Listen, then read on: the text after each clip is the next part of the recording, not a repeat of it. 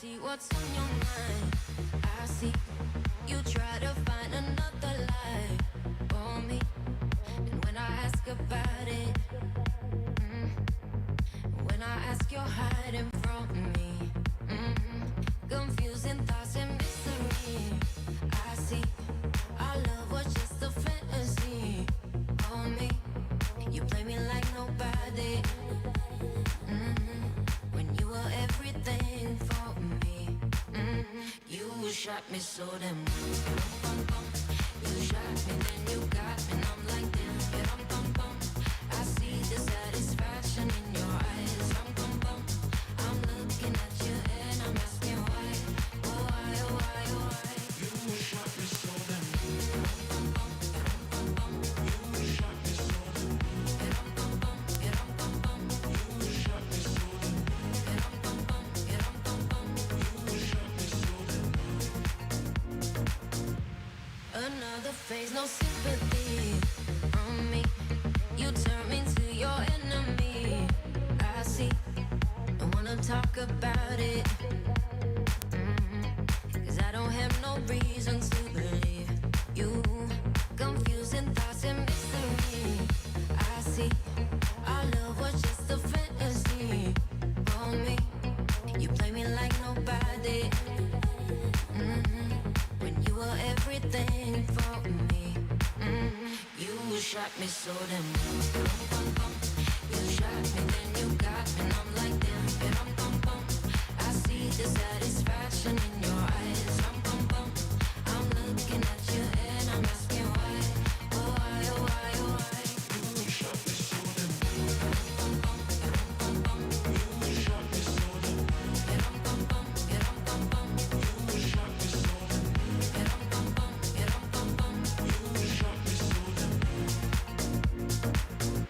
You shot me so damn.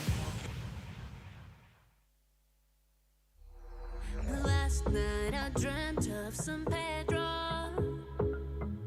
Just like I ain't never gonna knew the song. Young girl with eyes like the desert. It all seems like yesterday, not far away. Tropical, the island breeze, all of nature wild and free. This is where I long to be. La Isla Bonita. And when the sun was played, the sun would set so high, ring through my ears and sting my eyes.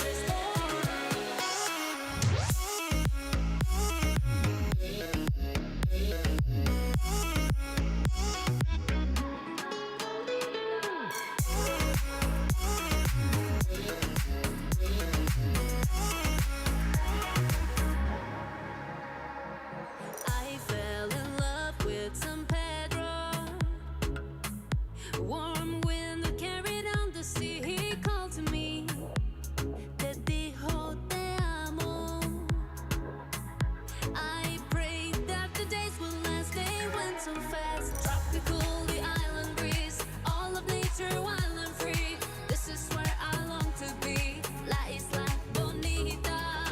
And when the sun was played, the sun would set so high, ring through my ears and sting my eyes.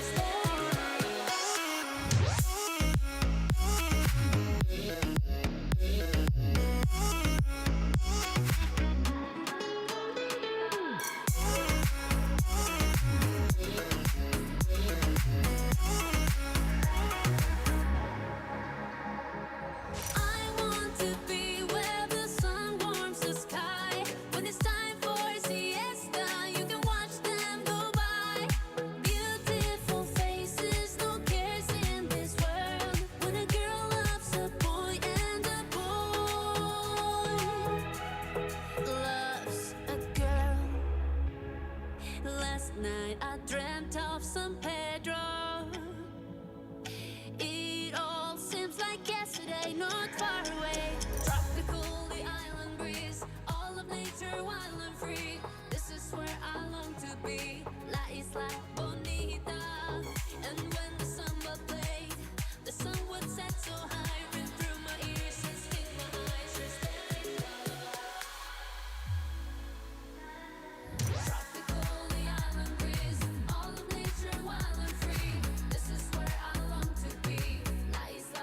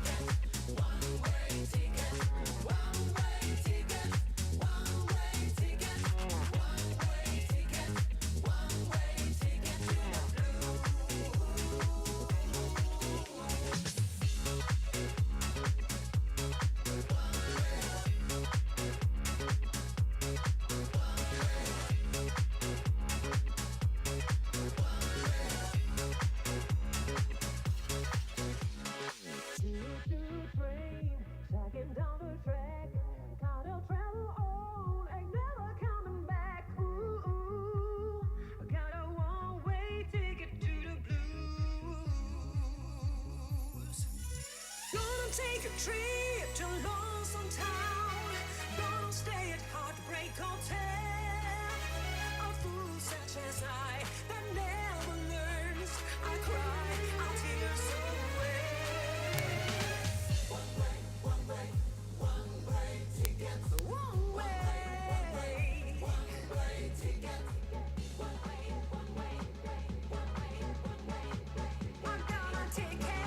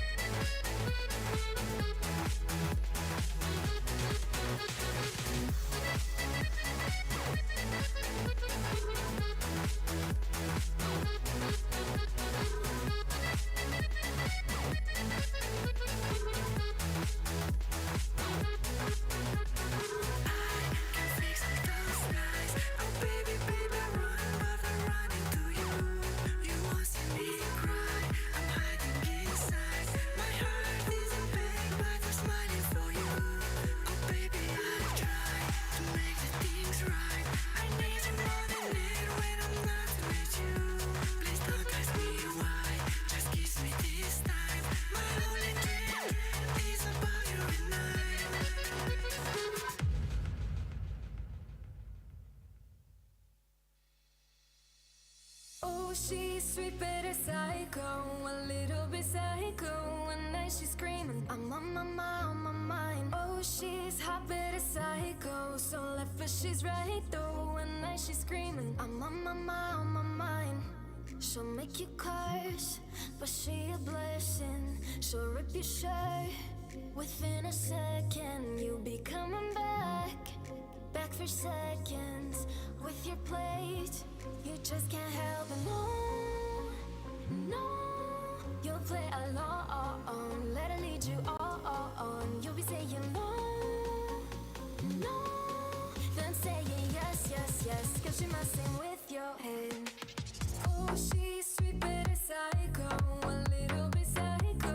One night she's screaming, I'm on my mind, on my mind. Oh, she's hot but a psycho, so left but she's right though. One night she's screaming, I'm on my mind, on my mind. Got a cop gone kinda crazy, she's poison but tasty.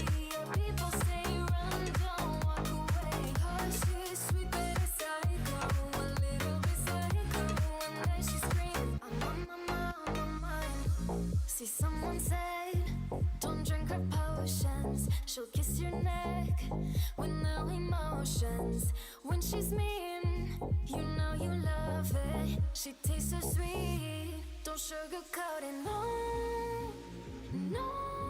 You'll play along, let her lead you on. You'll be saying no, then saying yes, yes, yes. Cause she messing with your head. Oh, she's sweet but a psycho, a little bit psycho. One night she's screaming, I'm on my mind, on my mind. Oh, she's hot but a psycho, so left but she's right though. One night she's screaming, I'm on my mind, on my mind. Grab a cop gun, kinda crazy. She's poison but tasty. Yeah, people say run, don't walk away. Cause she's sweet but a psycho, a little bit psycho. One night she's screaming, I'm on my mind, on my mind.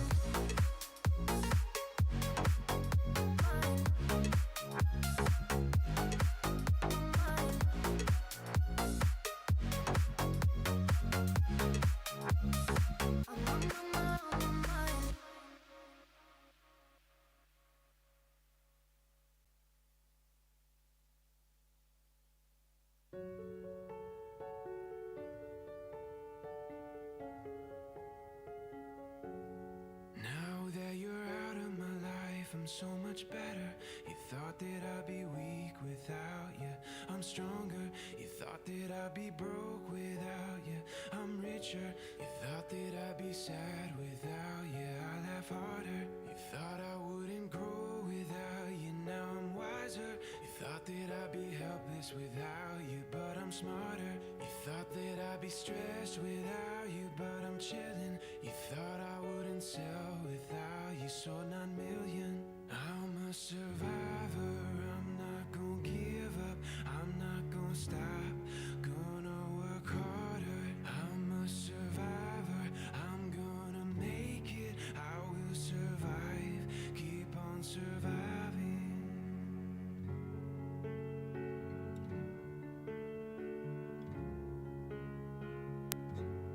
Thought I couldn't breathe without you, I'm inhaling. You thought I couldn't see without you, perfect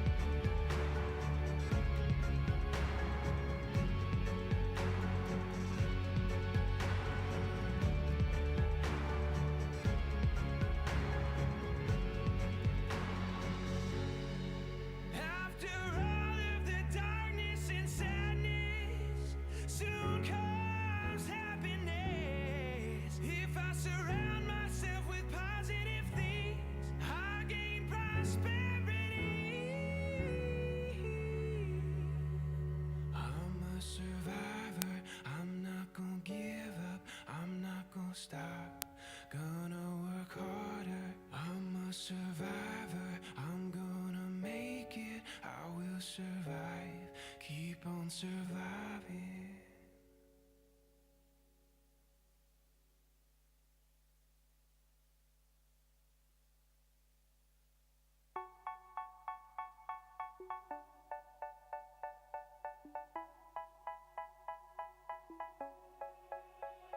They say, oh my God, I see the way you shine. Take your hand, my dear, and place them both in mine. You know you stopped me dead while I was passing by. And now I beg to see you dance just one more time. Ooh, I see you every time. And oh my, I like your style. You make me wanna cry. And now I beg to see you dance just one more time. So they say, dance for me, dance for me, dance for me, oh, oh. I never seen anybody do the things you do before. They say, move for me, move for me, move for me, eh, eh. And when you're done, I'll make you do it all again. I said, oh my God, I see you walking by. Take my hands, my dear, and look me in my eyes. Just like a monkey, I've been dancing my whole life. But you just beg to see me dance just one more time. Ooh, I see you every time. And oh my, I like your style. You make me wanna cry. And now I beg to see you dance just one more time. So they say, dance for me, dance for me, dance for me, oh, oh. I never seen anybody do the things you do before. They say, move for me, move for me, move for me, eh, eh. And when you're done, I'm back you to be that again. They say, dance for me, dance for me, dance for me, oh, oh, oh, oh, oh, oh. I never seen anybody do the things you do.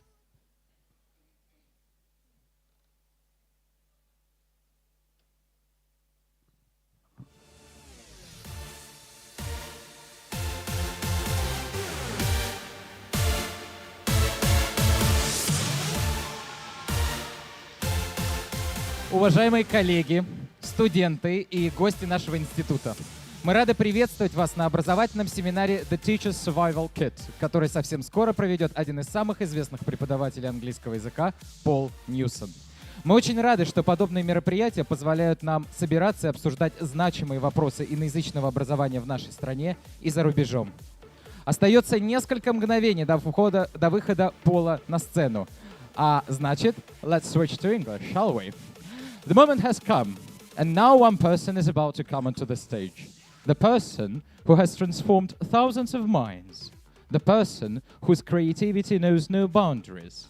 The person who has demonstrated by his own example what it means to be a true professional who is devoted to what he does. Dear ladies and gentlemen, I am honored to announce our special guest. Please welcome Paul Newson.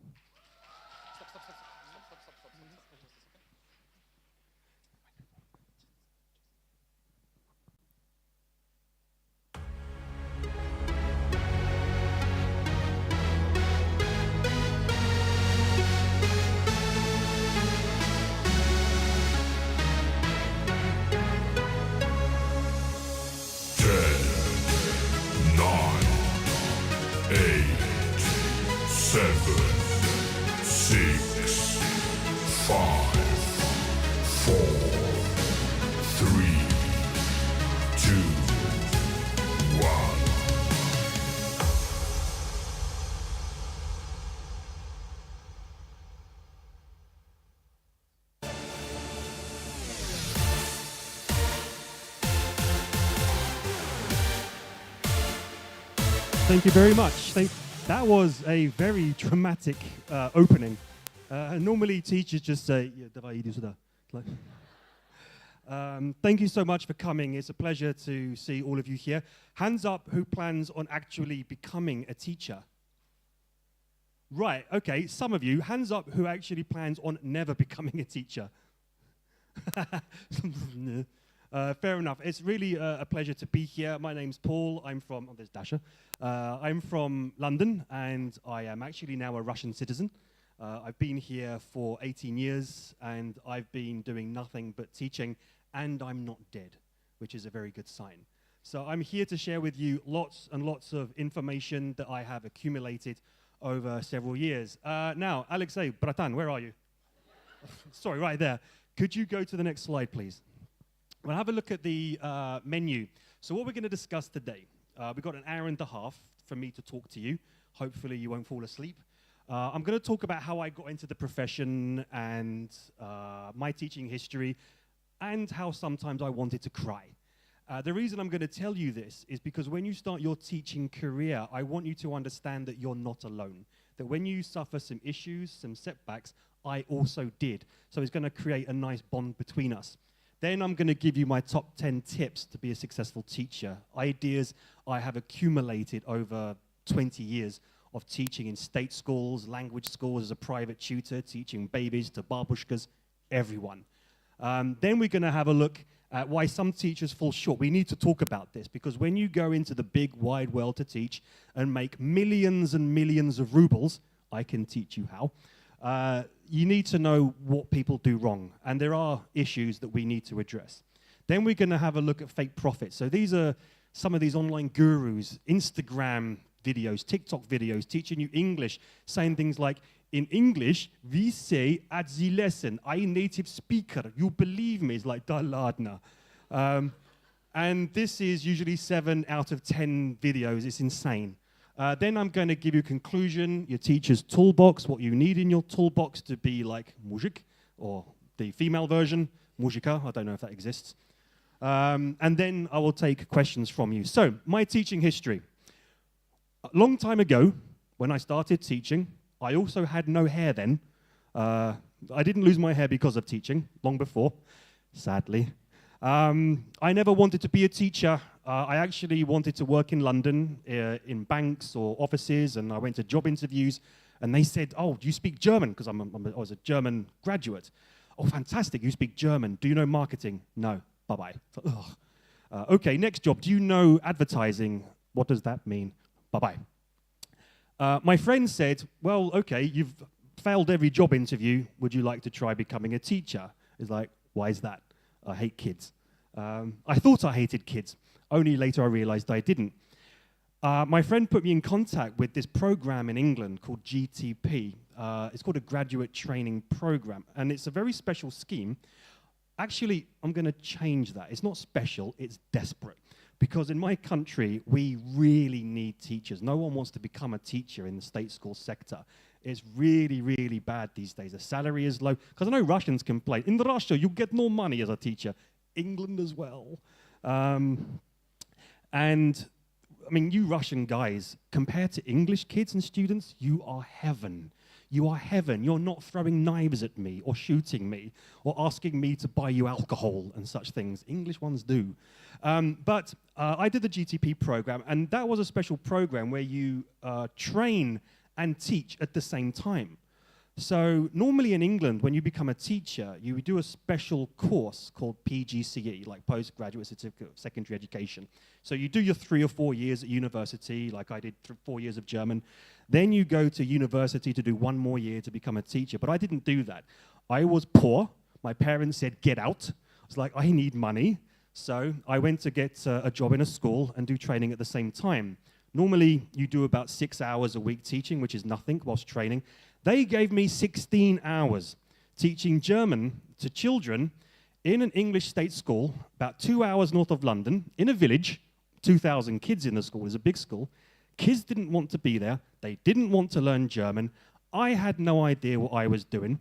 I was having to do reports, writing proposals, attending seminars, being mentored by my supervisor, observing other classes. I can tell you, the first month of my new teaching career, as a big man, I got home every day. I laid on my sofa in my pants with the KFC bucket of chicken, a cigarette, and cried.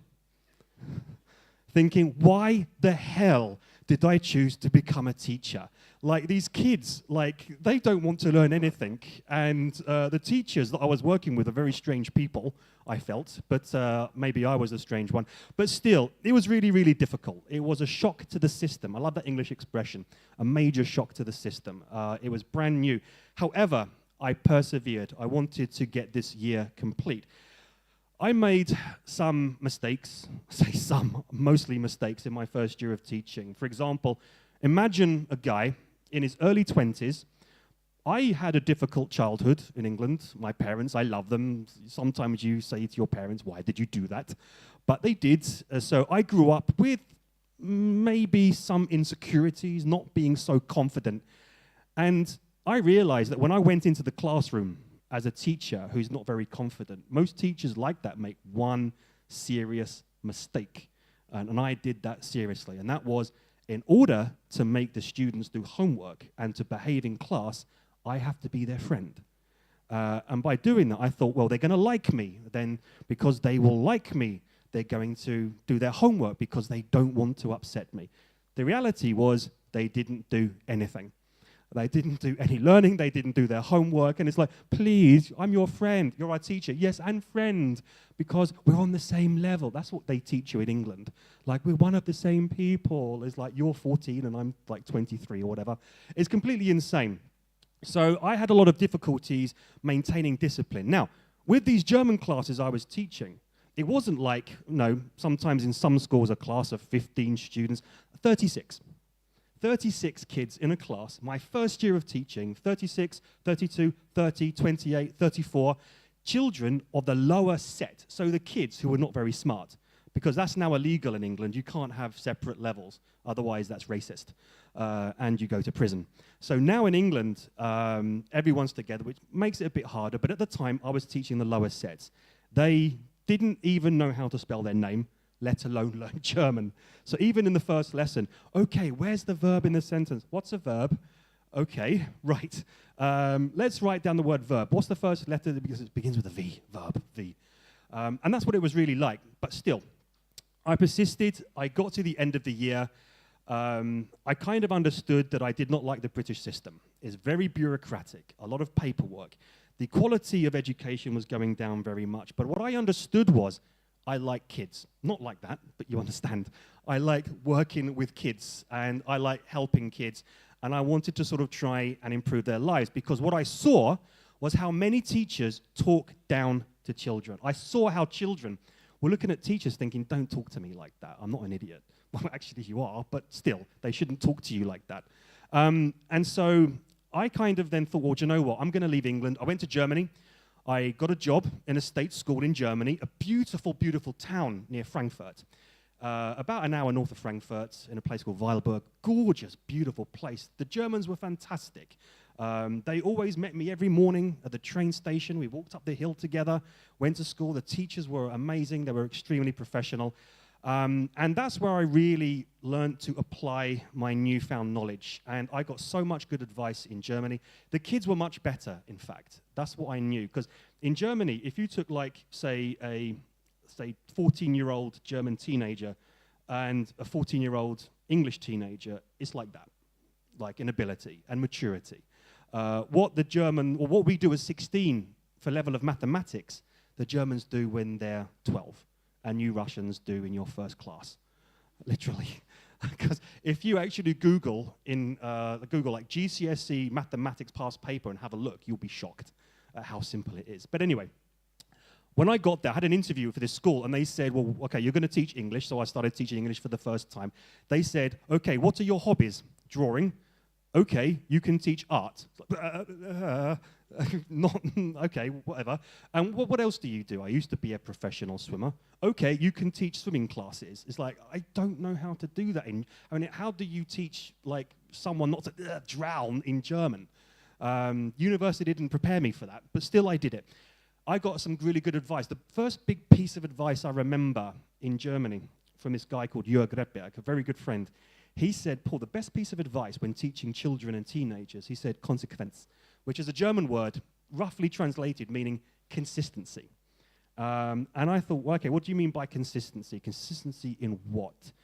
like, if you say something, you must do it. So if you say to your teenagers, you will get homework today. Some teachers, okay, you're so nice, I changed my mind. That's bad, because they're going to be like, okay, we can like lie and just like, they're going to do anything just to make us happy. So if you promise something, you got to do it. So I started to get all this kind of advice. But anyway, after a couple of years, I became more confident. I worked on my mind, when I mean my personality and confidence. I left Germany because the money was really poor, like really, really, really, really bad. And then looking at the map on my wall, I was thinking I need to go somewhere, because I wasn't happy in England. It's a beautiful place, but I wasn't happy. And then it's like, that country that looks rather big seems rather interesting. Russia. So I applied to a school in Moscow called BKC. Maybe you've heard the name. Yeah, it's a pretty good school. And they accepted me, and they said, oh, what's your teaching experience? 1 year in a British state school and 2 years in a German state school. You're hired. You worked in a state school, you're hired. Come in. So I came to Russia. When I first came to your country, I lived in a beautiful area of Moscow called Altufyevo. Yes, bratan. Yeah, exactly. I stayed in Altufyevo, Medvedkovo, fantastic places. Then I stayed in Voikovskaya for a few years. But when I started teaching, they said, your first lesson in Altufyevo, in the school there, Paul, we've got some bad news. So, what is it? You have a very big class. Oh my God, how big? 10. Okay, I think I can handle that. So teaching became a lot simpler. I really started to enjoy my life here in Russia. I understood how the Russian mentality started to work after a few years, the common mistakes that people made. But I identified some problems as well, not just in learning, but also working with many teachers. And I will tell you now what that one problem is, as I will explain later: confidence. Most teachers lack confidence, it's a fact. And my aim is to help teachers build it, because most of you who I've met some of you like personally, your English is fantastic, and you are mature, and you're going to be fantastic teachers and make Russia the #1 country in the world when it comes to teaching, and I really am sincere about that. So, BKC and me parted ways in 2016. I went solo and opened my own school in Moscow. Closed it before COVID, which was a very good idea. Specialized in Cambridge exams. I do speaking clubs, and I do some teacher training. I've traveled all over Russia trying to help teachers build their confidence and work with some methodology. I have created numerous courses, and now I am close to retirement. So therefore, I'm going to stop working. I've said that 5 times over the past few years, but I'm going to stop working, and you guys become the next teachers in Russia to make you the absolute #1s. So that is my journey. It's a very, very simple one. It has been full of pleasure, some wonderful students, some not so wonderful ones, but a very, very small number. But I have made many mistakes and learned a hell of a lot. And I'm going to share with you now the top 10 tips that you need to have to become an absolutely super amazing teacher. And again, I have worked with thousands of teachers over these years, and these are taken from some of my most interesting experiences. Bratichka, next slide. Thank you.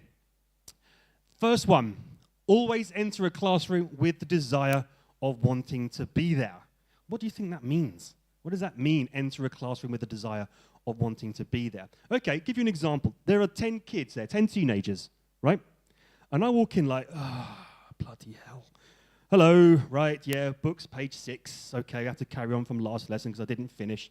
Yeah, I know, the weather's rubbish. Or you come in, it's like, all right, guys, how you doing? So don't worry about page 6. We do that like at the end of the lesson. But how are you doing? Fantastic, Vlad. Absolutely amazing piece of passive. You just used it. I really love it. With this kind of passion, this kind of fire that you enter. There's a reason for this. Because when you enter the classroom with a desire to be there, it means you want to help. This is, to some extent, more important than methodology. This is psychology. Because your students mirror who you are. They basically reflect you. So if you're going to go into a classroom being passive, indifferent, not caring, and then you're going to come to me and say, my students aren't listening, they're like, there's discipline problems. I wonder why. If you're going to be passive and not care, then, well, do you know what? I would be the same. If you're going to be boring to me, it's like, oh, I'm going to play my phone. That's how it is. So you go into a classroom because you want, more than anything, more than English, more than teaching.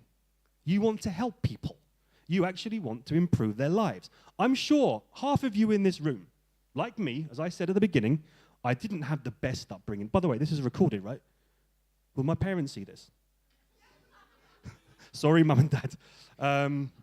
So the point is that, you want to have this kind of like major desire to help. And when you've had some problems in your life, many of you have, some of you have some insecurities, maybe an upbringing, you think, I'm not so happy with that. But you actually take that experience and you inject it into your class because you want to make their start better than yours.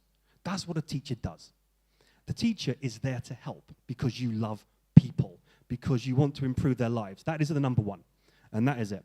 Point number 2, work on your EQ and confidence. Everything else is easy. What's EQ? Anybody? Emotional intelligence, exactly. I don't like this name, emotional intelligence.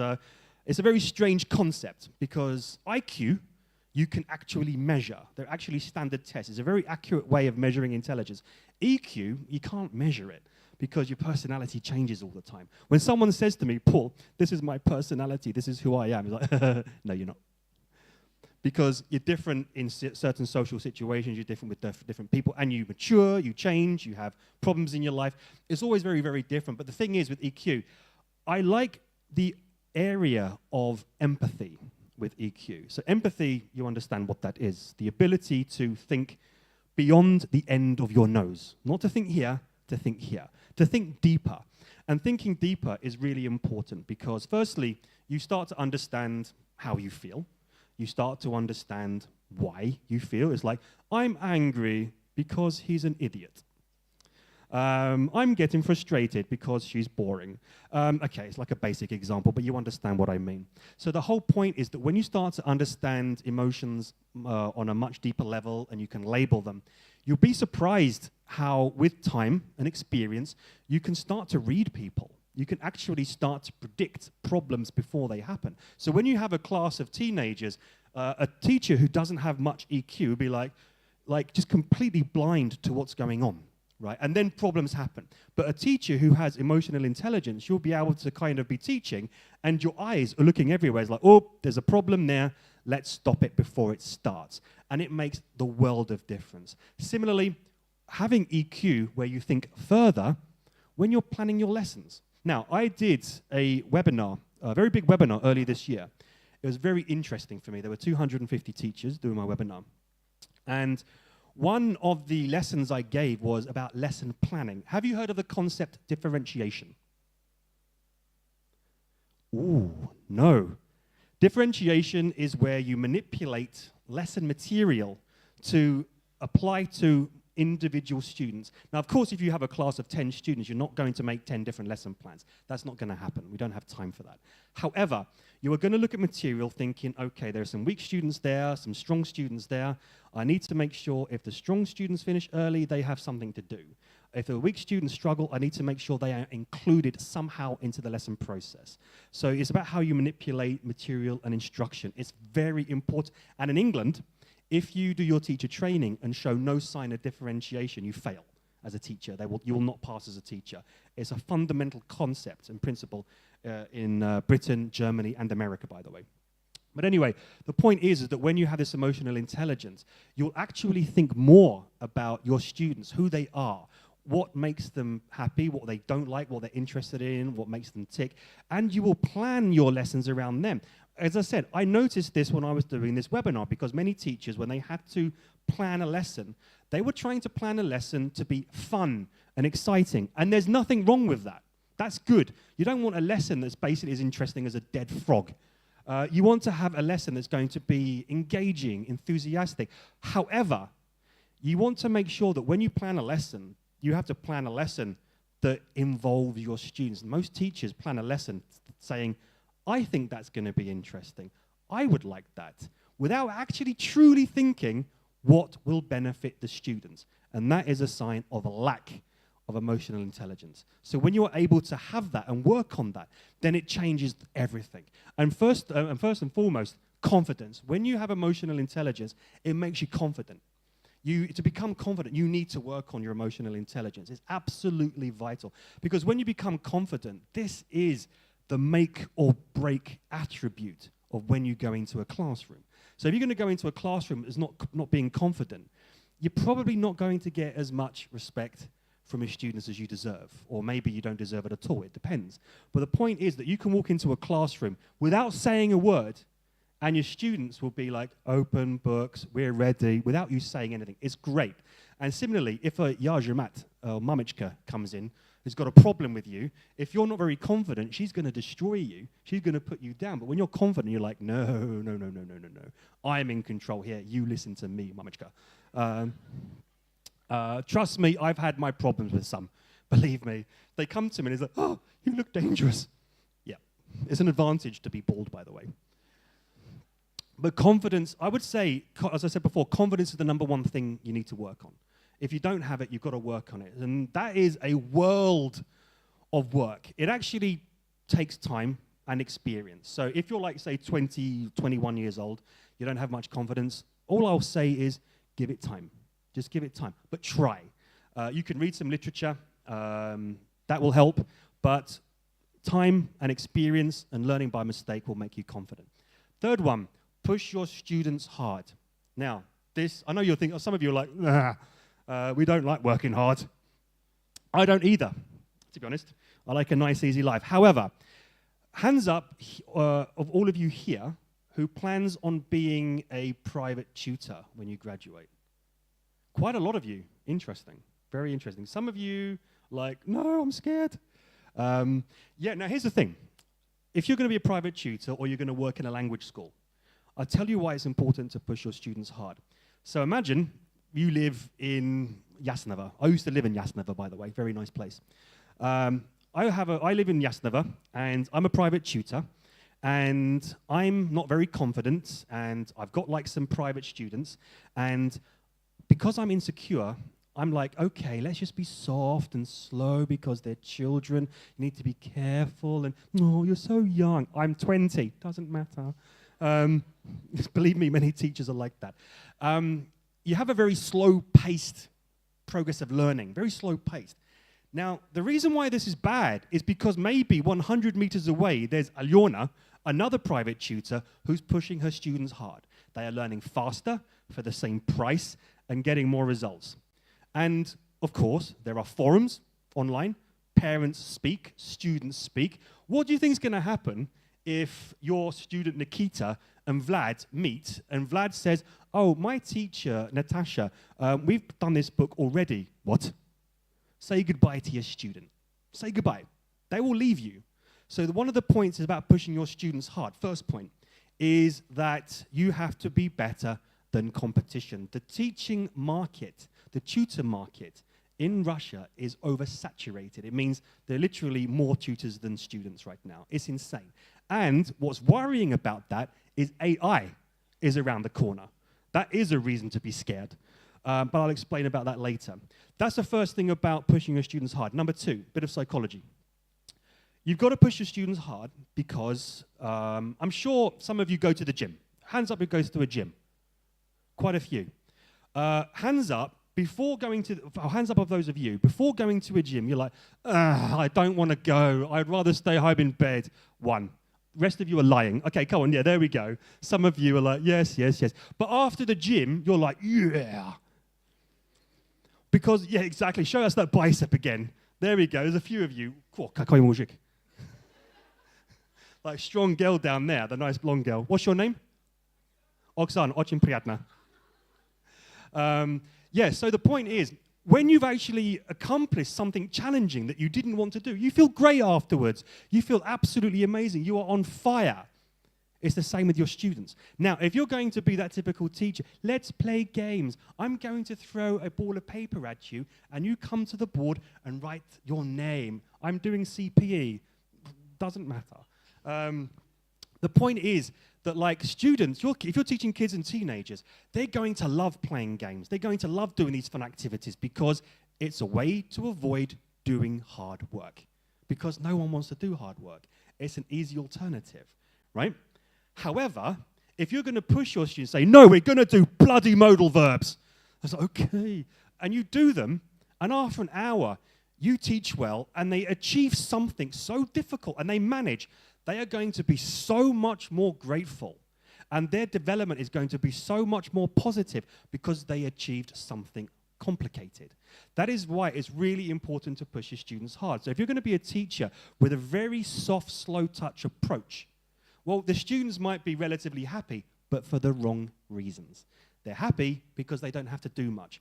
But at the end of the course, that's when you're going to look pretty bad, when they haven't met the criteria.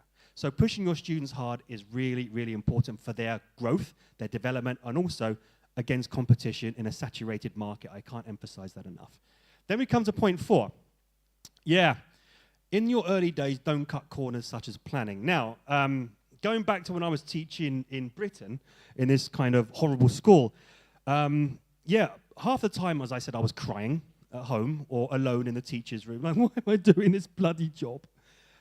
Because I was planning. It's like, okay, I need to think of an elaborate way to teach articles in German. And so you spend 2 hours planning an activity that would last 30 seconds and doesn't work. However, I was glad that I sometimes spent 2 hours planning a lesson that didn't work because I learned from it. I learned that, well, that's not useful. I learned that my students don't like that. This is all a part of the learning experience. Now, you probably know this phrase in English called instant gratification. Do you know this?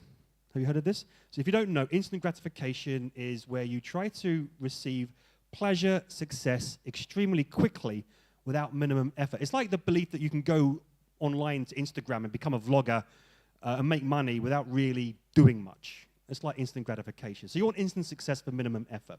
We live in a culture of instant gratification because of social media, and it's causing a lot of harm. That's why I don't like social media, even though I'm on it and met you guys that way. But still, the point is that throughout your teaching careers, when you graduate and you become a tutor, you work in a language school, you have got to spend an hour to 2 hours sometimes planning a lesson, whether you like it or not. You've got to learn what works and what doesn't. You've got to learn how to be creative, and you've got to learn to fail. And it's really, really important. That's how I learned as well. The funny thing is, I know from my experience, even sometimes, I could spend an hour creating an activity, and I was really happy with it, and the students are like, this sucks. And sometimes you're late for a class, okay, and it's like, I've got 5 minutes to plan, and you do something, and it's the best lesson ever, kind of thing. That's called experience. And what you'll find after some time is that when it comes to planning, and this is the beauty of it, I shouldn't be telling you this because your tutors here are going to punish me, but planning takes about 30 seconds. It's great. So you open a textbook and go, yep, print, done. And it becomes second nature. But to do that, you cannot cut corners. You've got to go through all of those hurdles to become a specialist. It takes a long time, but it is extremely rewarding. And we come to point 5. Also another good one. Always think of the end goal, not just for the lesson. Now, again, many teachers, if you're going to teach Russian state exams, God help you. Yeah, I've done it. I did a essay for your Russian state exams, and I failed as an Englishman. Yeah, I failed because apparently I used some words I shouldn't have done. I didn't know. Yeah, I'd like to meet the people who actually create Russian state exams and just kind of knock them on the head. There's anyone here who creates Russian state exams? Thank God. Right. Now, the point that I'm making is if you're going to teach Russian state exam, or you're going to teach FCE, which doesn't exist anymore because they left Russia, you need to think about the end goal. The end goal is they need to pass well. If you're going to teach young learners, your little kids, they've got to get to a certain point. They've got to name the animals, the colors, and the numbers by December. You need to be aware of this. So if you're going to be that kind of teacher who's going to sort of teach for the day and not think about the final goal, you're going to have problems. So the key point is that you have to always bear in mind, what do I want you to be like in 9 months' time? So you think about the vocabulary you need to teach, the grammar you need to teach, the skills you need to teach. Because if you're going to teach per lesson and you forget the end goal, then you're going to go off on a tangent with irrelevance, and then a few months later you think, oh my God, you're going to fail, because we played too many games. It was slow-paced. We watched too many films. It is very problematic. So you always have to have the end goal in mind. And I suggest that whenever you start teaching a course as a private tutor in a language school, just read the textbook cover to cover. You know, go through the teacher's book and just think, okay, what do they need to know? Even when I used to teach CA and CPE and all the Cambridge exams, I would do all the exams myself. I would have a look at the requirements by Cambridge by saying, to get an A, my students need to do this, this, this, and this. I need to make sure that they get there. So even sometimes students said to me, let's just talk today, Paul. Let's just have a chat. It's like, no, we need to do reading tasks and we need to do a listening one as well. It's like, I hate you. It's like, yes, but you'll thank me when you get an A. And they did. And they did thank me. And it's such a nice feeling. And you're going to experience this. It's such a nice feeling when you say to your students, who was right? Louder. You. Louder. You. Exactly. It's such a nice feeling. I miss it. Next slide, please, my friend. This one cannot be avoided. Yeah, everyone's taking the phone. Know your stuff. Yes, you need to be confident. You need to be good-minded psychologically. You need to know your methodology, but you need to know your English. You need to know your subject well. If you're going to be that kind of teacher that's like, I think B2 is enough. Alyona, down the street in Jasnava, is C1. And she's working harder. She's going to steal your students. You're going to be poor. You can make a lot of money teaching, so that's why you've got to know your stuff. There is no excuse. Now, you could perhaps say, I'm going to go to a conference and spend 15,000 rubles for one day conference. I don't know why you would do that. And you are going to listen to stuff that is not useful. Or instead, you could buy for 15,000 rubles some books on business, some books maybe on confidence, some books on grammar or teaching methodology, and do it yourself so you can get to know your stuff really well. Now, one of my favorite grammar books, that's how sad my life is. I actually have a favorite set of grammar books. Hence why I have no friends. Have you heard of My Grammar Lab? No? Who hands up who said no? You can download it for free on VK. It's there. It's all for free. I shouldn't say that, should I? Yes. Take My Grammar Lab, for example, or even another good book, Oxford Advanced English Grammar Course by Michael Swan. It's about 2,000 rubles, or for free.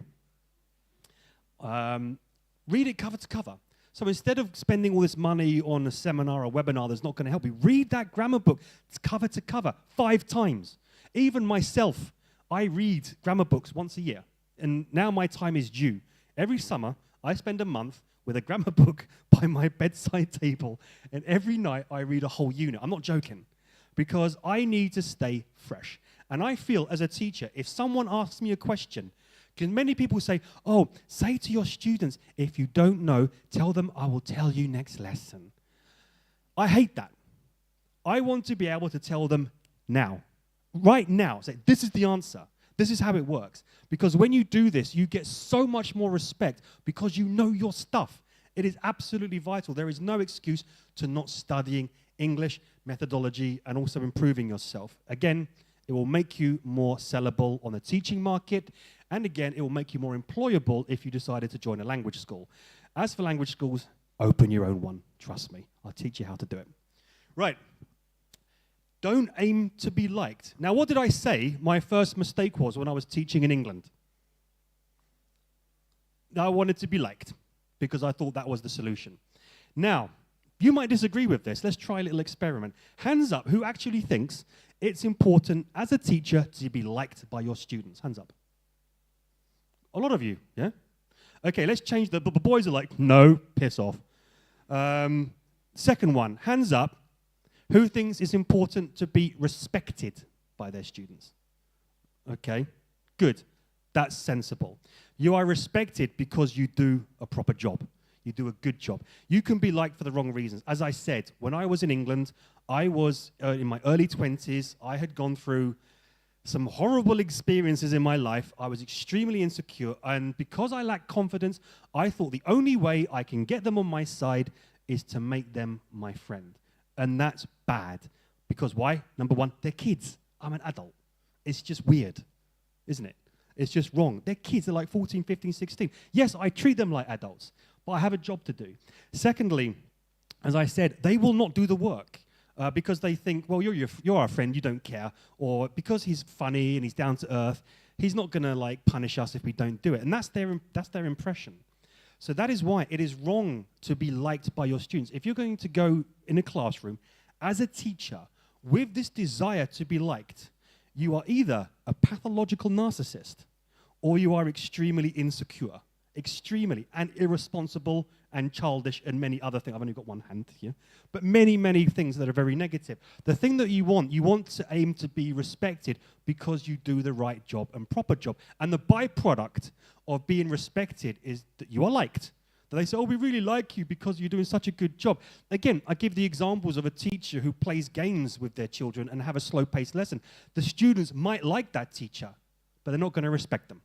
And believe me, if these students find another teacher who does a good job, same price, they will go to that teacher. Back in my school days, we had a teacher called Mr. Riches. He was our geography teacher. That's when I had hair, by the way, when I had blonde hair. And we had Mr. Riches, our geography teacher. We had Mr. Lansley, biology teacher. Mr. Lansley, he was a short Lilliput guy, like really small, but he was really, really scary. He would if he was disciplining you, you would have to come to the front of the class, and he sat on a stage, and he would look at you like that, like just stare in your eyes. You're like, I'm so sorry. And he even said to us, I can hurt you, and you won't see a mark. And I'm like, I don't think you can say that, sir. We didn't call the police back then. We didn't care. But the thing is, Mr. Lansley, the thing about him which was really interesting, we actually hated him. But when he started teaching biology, there was a switch in his head. He was on stage with a board, and he was speaking so passionately about biology and explaining it in such a way that made it so easy to understand. We all passed really, really well. Now, Mr. Riches, the geography teacher, young guy, teaching maybe 2 years. We love geography. Friday, last lesson, it was great. And every lesson, he would talk to us about girls, always about girls. I went to a boys' school outside London, a really bad boys' school. And he would always say, boys, I'm going to explain about girls, and this is what you need to do to find a girl on a date. So we learned nothing. We liked him because we thought he's cool, he's fun. But afterwards, when we all failed geography, we were like, yeah, he's a sweet guy, but sucks as a teacher. And that was our impression of him. And nobody went on to study geography at A-level. So that was his legacy that he left. Because when I look back at this guy, he was extremely insecure. He just felt that, in order to get the boys to behave, to be on my side, I'm going to be their friend. It's absolutely wrong. So do not aim to be liked. You go into a classroom, even if your students don't like you. That will happen sometimes, but it's okay because you can't please everybody on the planet. Otherwise, you have to make 8 billion phone calls a day. So just to have a few people who don't like your methodology, don't like your teaching is fine. I can tell you now, every day I get new followers. Every day followers leave me. I do not care. I care about pleasing those students that come to study with me. Then you've got the next one. Now, if you remember, I talked about this German guy who gave me the best piece of advice called Konsequenz, being consistent. And here we're going to talk about it.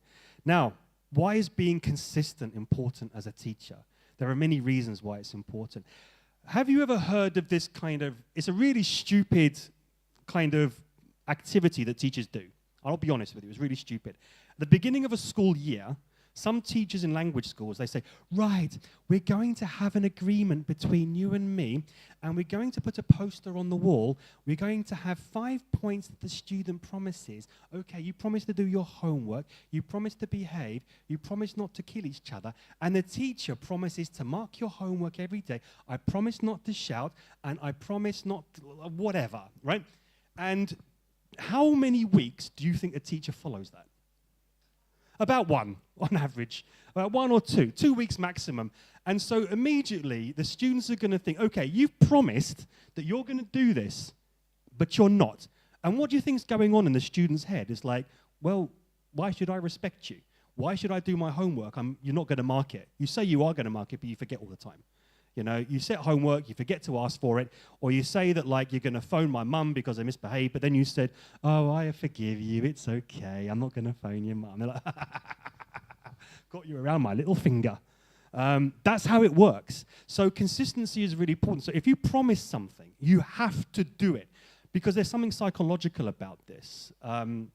When you are consistent, especially with young kids, teenagers less so, but even teenagers to some extent, that consistency provides a certain stability in the mind of a child, doesn't it? And when you have stability in the mind of a child, it creates a kind of safe learning environment.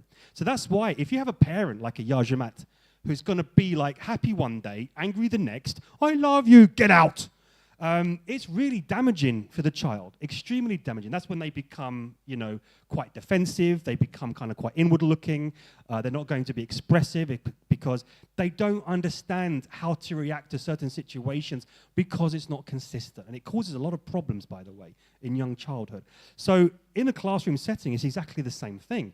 If you're going to be the teacher who gives inconsistent rules, well, you can't expect your students to respect you or to do the same. You can't do that. And if you're going to kind of be inconsistent with your behavior as well, that one lesson you're fine, the next lesson you're strict, the next lesson you're relaxed or tame, it's not good. Because again, the students, even teenagers, don't know where those boundaries are. And first, and so on top of that, if the teenagers are not very nice, they are going to test you and break you. I know I had fun doing that with teachers as well. And we broke a lot. And they deserved it. But anyway, the whole point is you have to be consistent. You promise what you say, and you've got to try and have the same behavior. Now, to have the same behavior, relatively the same behavior, what's the one thing you need to have? Confidence. If you are confident with yourself, you are relaxed, you will be more consistent in your attitude and your behavior, and it just makes teaching so much easier. We come to the point number 9. This is really interesting.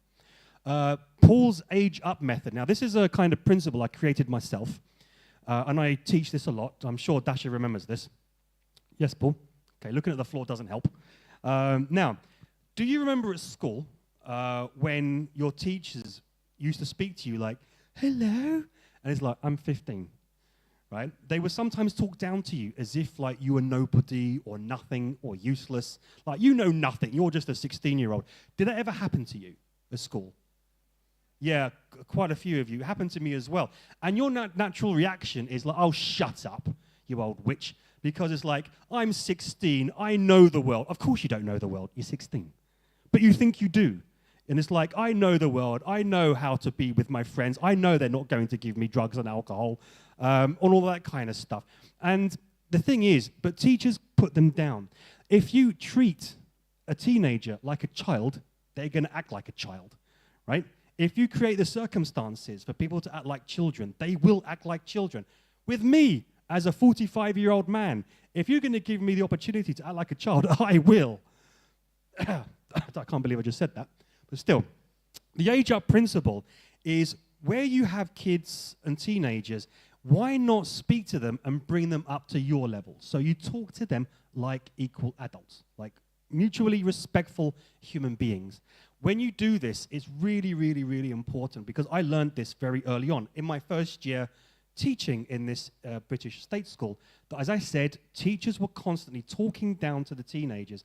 And I observed this, and I was like, I can see why they react like that. And on one hand, it was bad that I was trying to be friends with them, but I understood that maybe if I am a relatively strict teacher, bit of discipline, I work hard, but I bring the students to my level, and that means I ask them questions. How was your holiday? Or like, what did you do? Oh, so Uliana, you go horse riding. I've never ridden a horse. How does it work? How do you get on a horse? How do you eat one? For example, I could ask Nikita, okay, Nikita, I've never ever, like, I don't know, traveled to Seychelles. How did you get there? Would you recommend this airline? Because even though maybe I'm pretending, I don't know, but the point is I'm giving the opportunity for my students to feel that they're explaining something to me. And so this is a very good way to warm up in a classroom or to finish off a class, by the way. And so by this, the students feel that he's talking to me as if my opinion matters, as if he cares. But actually, honestly, I do care. I care about my students. That's why I'm a teacher. I love making them feel good. That's the whole point. So I said, Nikita, I want to hear about your trip to Seychelles. And Juliana, I want to know how you ride a horse. And I don't know, Vlad, why are you going to study in Germany? How did you get there? Show me how you applied. I'm really interested. So when they feel that the teacher can learn something from them and they're treated like adults, they behave like adults. It's simple. It's absolutely simple. And similarly, another piece of advice with this, do any of you teach privately now? Quite a few of you, yeah? Some of you. Do any of you use these kind of Western textbooks, like English textbooks, like English in Mind, or some of you, yeah? Such books for me, I wouldn't even use as toilet paper, right? I think those books, sorry, just the English humor, black humor, nobody understands. English in Mind and teenage textbooks, I think, are so below Russian students. Most Russians who have money to pay for your classes, most of them, they play the piano professionally, they go to tennis classes, they play chess, and you're going to give them a textbook. Okay, here's a piece of paper. Catch, come and write a vegetable on the board. Draw a picture of your face. It's like, shut up. You know, that's what it's like. These textbooks are like that. And I made a decision, I think 10, 12 years ago, when I was working in BKC, we had to use English in Mind, like, yeah. Plus, I was teaching PET, the Cambridge exam PET, and it was objective PET. And even the first 2 pages, I was like, I'm not going to teach this. I can't, even with my soul, open another page. Otherwise, I'm going to kill myself. And I can't make my students do that. So what I did, I said, I'm going to give you some adult course books. So even kids who are 12 and 13, I said, we're going to do Cutting Edge. That's my favorite textbook, by the way. It's old, it's very old, but it's a good one. And we did Cutting Edge, we did a few others, and even though there were units about finance, they had their opinion. Completely wrong, but they had their opinion, and I was willing to listen. I was willing to give them ideas. So I treated them like adults. They acted like adults. Discipline never, ever, or bad issues of discipline never occurred. And that's a funny thing. When I've been to teaching conferences around Russia, and people ask me, Paul, how do you discipline teenagers? My answer is, I don't know. I don't have to. It never happens. And they don't believe me, but it doesn't. Again, for all the reasons I've explained here, but especially that, treat them like adults. Just treat them like respectful human beings. Even yesterday, I have an elder daughter, Sasha. She lives in Voikovskaya, and she's 16. And she phoned me yesterday crying. She said that her teacher, her literature teacher, had basically not given her a mark because she'd just been ill with pneumonia for like a month, and she was really quite ill. And she was on the phone crying, and she kind of explained how this literature teacher treats her with such contempt. Like, you know, she's got like really bad marks all semester from this literature teacher just because the teacher doesn't like her, right? This, first of all, is not only actually quite evil, but this is also the whole principle of actually talking down to students and belittling them and having some kind of authority over them. How do you expect students to react and do the work for you when you treat them like that? They're not going to. So the whole point is, to summarize that 9th point, treat them like bloody human beings, regardless of the age, and you will have them in the palm of your hand because you give them a safe space to learn. Now, I hate that word, safe space, because it's like a kind of word all these kind of hippies use in my country. But it is true. You create a safe space in your classroom, and therefore, when you have a safe space, students will be free to speak. They will not be scared about making mistakes because you treat them with respect as an adult and a human being. Learning, therefore, doubles, and so does your salary. It's fantastic. Now, to the 10th point. Except not everyone will get an A. That's the harsh reality of teaching. Now, I'm sure some of you, when you go teaching your students, you're like, I'm going to get you a perfect marking year here. I'm going to get you an A at CPE. I'm B1, but still I'm going to do it. And you're like, you have this kind of passion because you want to, and that's good. But I'm sure you've heard of this English expression. You can take a horse to water, but you can't make it drink. Have you heard of that? Yeah, it's true. You can only do so much. Because I often say that as long as you put your hand on your heart and you say, I have done everything humanly possible to teach this student to, you know, age up, I've worked on my confidence, I plan, I do everything. English just isn't for everyone. Some people just don't enjoy it. And you shouldn't take that upon yourself and see yourself as a failure if that happens. I have even said to some students during my time, this is not for you. Do something else and save your money. And actually, sometimes some of them wrote back later to say, Paul, you were so right. I tried Chinese and I prefer it. So, well, congratulations. You know, and so it is really, really important to understand this. So it means don't punish yourself if you have a student who just doesn't pass or fails, as long as you know you've done your best. If all of your students fail, then there's a problem. And you need to identify that problem. I'm a good teacher, like everyone failed. It's like, Right, now, before I go to the next point, we're going to look at reasons why teachers fail. Now, hopefully you know your neighbors. I'm going to get you talking together with your neighbors. You can turn around. And I want you to think of a few reasons why some teachers fail. It's very simple. I'm going to give you a couple of minutes to discuss together now reasons why some teachers suck. Davai. Because I'm losing my voice.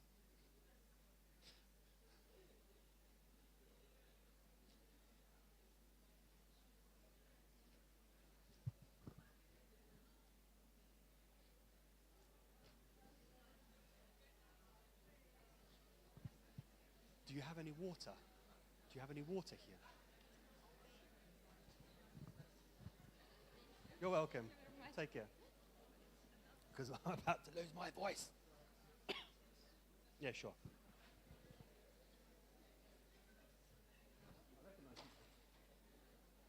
Hello.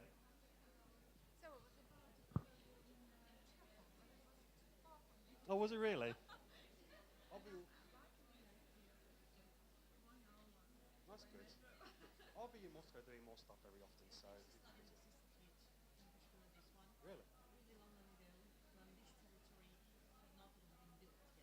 Really?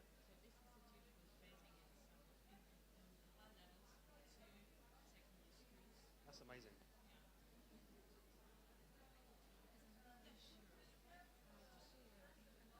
Oh, bless. Okay, 2 more minutes. I'm just waiting for a glass of water. I'm about to die.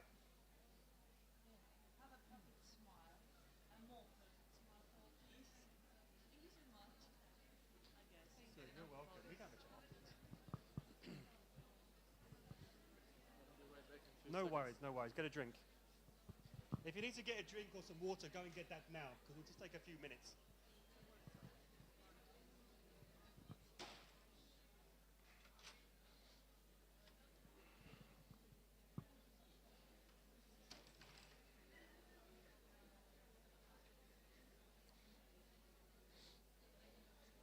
Everything okay so far? Yeah, super. Sweet. Yeah, I'd actually need about another opportunity to ask questions because they've got about another 15 minutes and I'm done. Ah, really? Okay. Yeah, it's not long. Not long at all. Cool. Is everyone leaving? No, not everyone is leaving, but they need just some time for the toilets and the like. Yes, fine.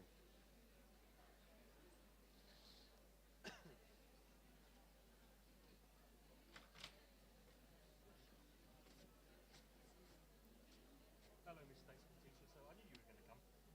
Well, there was supposed to be somebody. Alex told me when I was in the room. He said, "There's Dasha." I knew she would come. Who said? Alexei, from the speaking club. Ah, He recognised you from the speaking club. oh, okay. I really hate being recognized. Can I ask you a question? Sure. Okay, could you please recommend textbooks? Modern ones. Most of them suck. That's the problem. If you want an old one, which is good, it's an old one but cutting edge. I recommend. It's an old one. It's old but it's good because you can manipulate it very well. Thank you so much. Okay. 30 seconds. That stopped you. Right.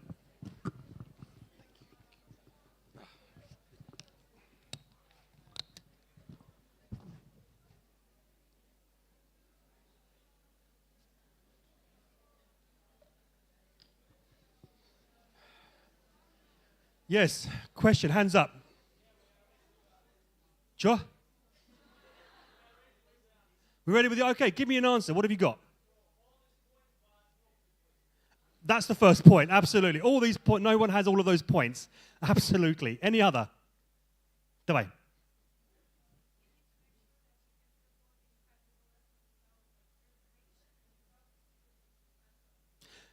That's a very good point. We're going to mention that. It's about creativity. Absolutely. You've got to learn to have a database of material in your head. Any other? Oh, okay, let's go to this guy over here. Lack of respect. Absolutely. It's very, very common indeed. Worryingly common, yes.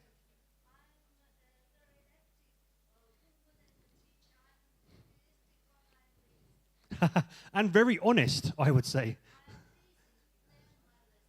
Lazy to plan your lessons. Maybe we can just put that down to experience. You're just experienced. You don't need to. There's your answer. Okay, yes. Yes.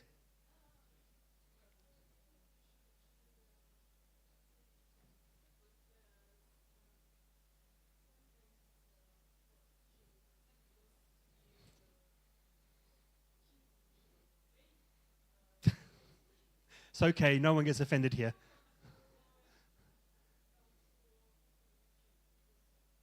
Sorry, can you speak a bit louder? I can't hear.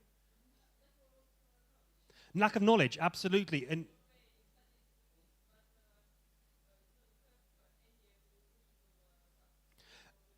that's absolutely true. There are many people who study linguistics, but they go into teaching. You've got to know how teaching works. You've got to know how to stage a lesson. Absolutely true. Any other? Yes.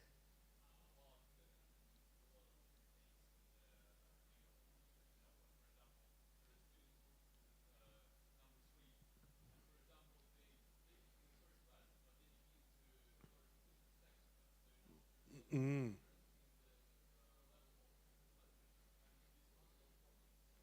That's absolutely common, especially in language schools when students are misplaced. That's a very good point. Yes.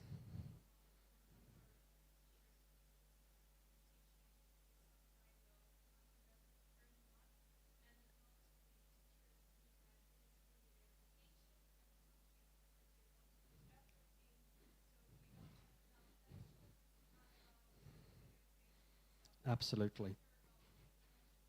Absolutely. Teaching for the wrong reasons, just earning a bit of money, but they don't put their heart into it. Okay, one more. Okay, let's go to this young lady here.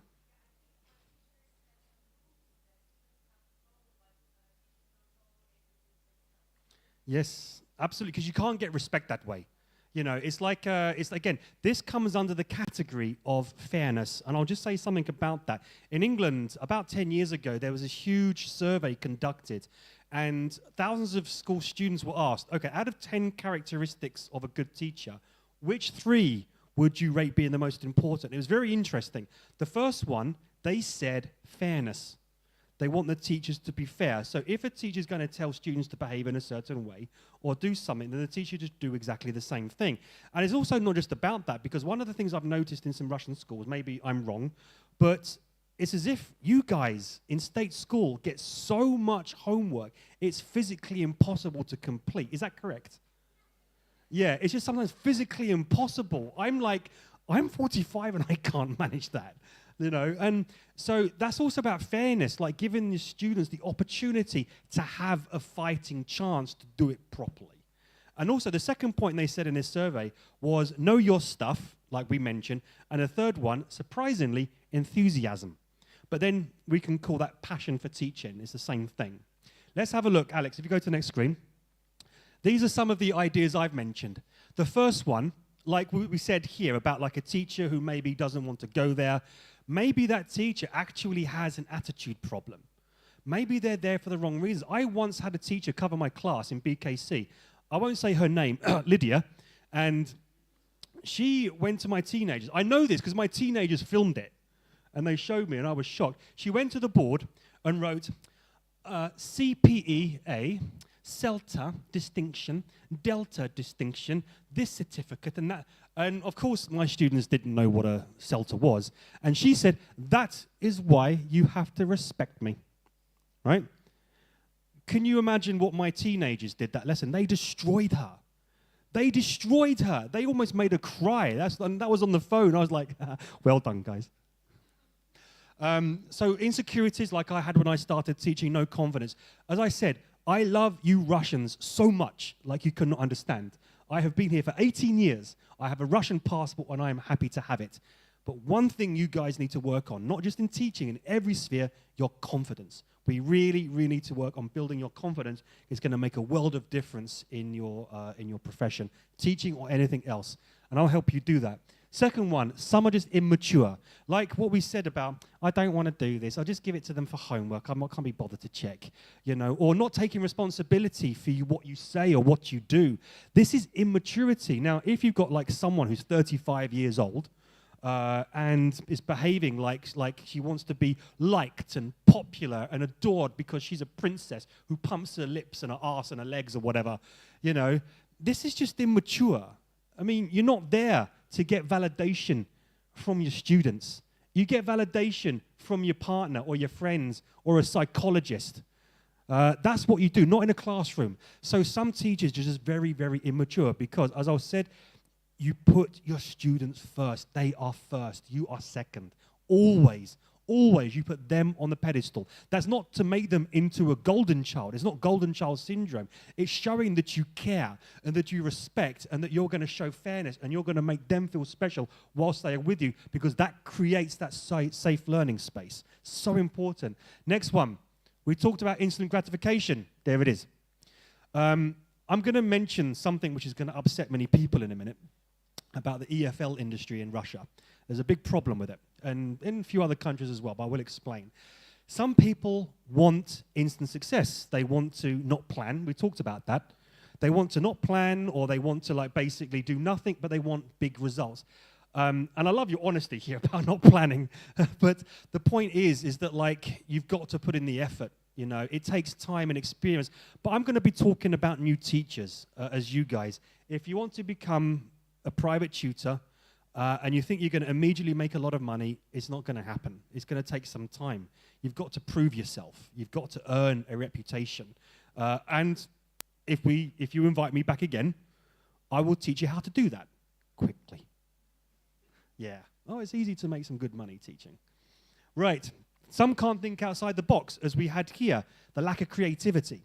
Now, when I did my webinar early this year, I realized that is a big problem, because when it comes to creating tasks, some people just can't think out of the box. When I was teaching students to do CAE or CPE speaking, have any of you done CAE or CPE?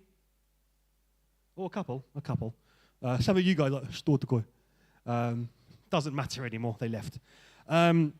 But even when it came to doing CAE speaking, like there's no right answer, there's just the relevant one, and you can actually say what you want, even if it's stupid, as long as you answer those questions.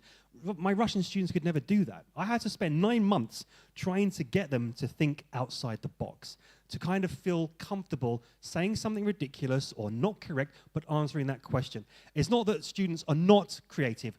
They are. They're very creative. They come from an environment that doesn't allow them to be. Like even, again, my daughter told me she got punished in literature class because she gave a different interpretation of a book. But she justified it. What's wrong with that? If she can explain it. But the teacher said, no, this is the interpretation. That stifles creativity, because it makes you think, if I'm going to be creative, I'll be punished for it. And that's why people prefer not to be. But they are. So the whole point is to open that creativity. Create some crazy games for your students, some activities. Some might fail, but you're going to have fun experimenting, trial and error, until you understand what you like and what you don't like. It's wonderful to be creative, especially when it comes to writing. We have some people aren't a people's person, as we said down here. Some people go because they're just interested in making money. It's like but they're just not interested in teaching. You have to be a people's person. You're working with people. You're trying to make their lives better so that their lives suck less than yours, or definitely less than mine. Maybe, yeah, not more, less, yes. Got confused there. So the whole point is that you have to be there. As I said at the beginning, you love people. You love wanting to help people. Now, I love people. I love Russians. Every time I go to Dixie or Perikostok, I'm kind of walking around like, привет, and they're like, even when I go to the Kassa Babula, like, you know, who does the scanning, like, I'm always like asking, how are you doing, and stuff like that. And suddenly, like, because in Russia, I understand in Russia you don't kind of smile if someone thinks there's something wrong with you, But I do this, and it's so nice when people smile and respond, and they say, oh, interesno, откуда я английский гастарбайтер? Like, ooh, интересно, right? And it's английский гастарбайтер, я сказал. Yeah, she didn't hear. Right. But the thing is, it's because I believe I'm a people's person, it comes down to me as a relatively confident man to take that kind of first step, to kind of make someone feel special, to make them feel happy over myself. But it's actually reciprocal. If I make my students feel good because I'm a people's person and they're happy and they're progressing and they're doing well, guess what? I'm happy and I'm progressing and I'm doing well. It's 50-50. It's great. Then we have some are about as exciting and energizing as a dead frog. You can say what you want, but that means, look, because you're in a class in front of students, you've got to interest them. If you have the personality of dust or just, I don't know how to do it, just like something, like a dark puddle full of like dead pigeons or something, I don't know. But if you are that boring, well, you're going to struggle a bit. You know, I'm not saying you've got to dance around like some CELTA trainers who basically jump around and they're eccentric and they're mad. And if you ever go and do a CELTA, you'll see this, like, hello, how are you? Put up your hand, H-A-N-D, hand. What did I say? Hand, H-A-N-D, hand. They say hand or they say ass, hand, H-A-N-D. It's like, spokojnie, пожалуйста. Like, seriously, you're mentally ill. You don't need to do that. You don't need to be so enthusiastic. But you just need to have some kind of passion, some kind of energy when you go into that classroom. So to be confident, to love people is automatically going to make you enter with energy and enthusiasm. But again, you don't have to jump around like a clown. But it's really important because enthusiasm is contagious. It's infectious, isn't it? Even if you don't want to be in a classroom, you're like, I hate this subject, but I'm going to do it anyway. That's the whole point. And so that's why if you actually have a personality problem, work on it. But I'm sure none of you do. I do. Right. Last one. Some teachers never invest in their self-development. No, as I said, go and do a Cambridge exam in the future if they ever return to Russia. I used to be a Cambridge examiner. Do an IELTS, test your English level.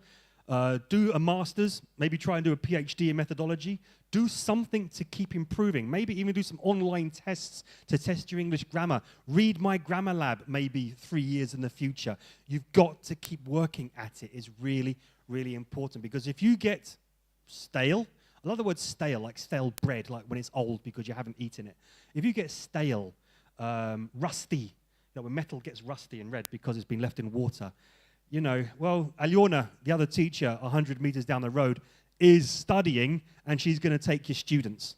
So that's why you have to be at the top of your game. It's a very, very competitive market if you're going to be a private tutor, even in a language school. But again, I'll teach you how to make money.